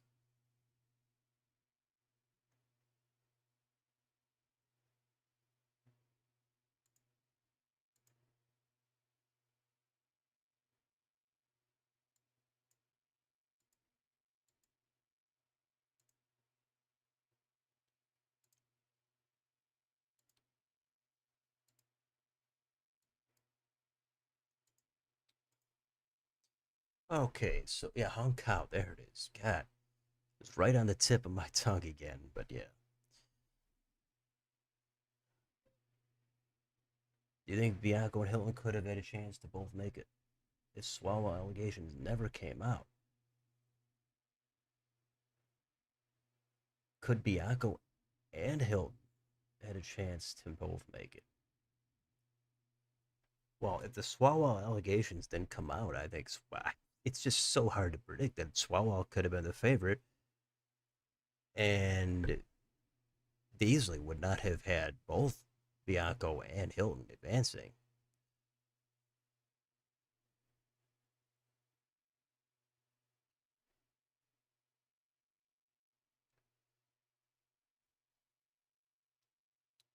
But that's going to be a pretty good race. Well, not really. I mean, Dems are massively favored in California, but just to see what happens, what kind of margin is it going to be? Because remember, Newsom faced a recall, you know, and in the lead up to it, some of the polls actually there was a couple that showed it competitive, but of course, in the end, didn't happen. He won by like the same margin he won by in 18.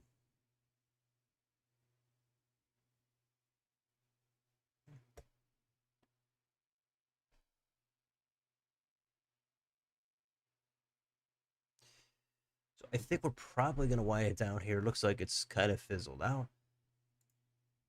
We kind of got all the results: South Carolina, North Dakota, Maine, Nevada. We'll see what happens with the ranked choice voting. That could take some time. I think we're going to wind this one down. Another stream here.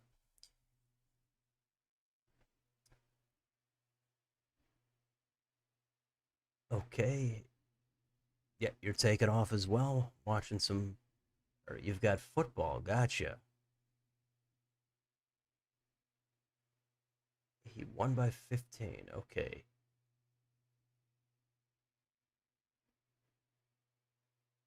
And the recall? I thought the recall was about the same percentage. I thought it was closer to 20, but maybe I'm thinking of 22. Anyway, the next stream is unclear when it's going to be. It's could be it could be a little while. I'm not sure. I know next week is probably not happening at all. Can't even say with certainty about the week after. And then there's kind of a gap in some of these races. But okay, for the 22 general. All right, yeah, I hope everybody here also has a great night. I appreciate the hangout. I appreciate the views. Hopefully, everybody, whoever's in here, like, share, subscribe. And this is going to conclude another stream. Hope everybody has a great night, and we'll see you next time.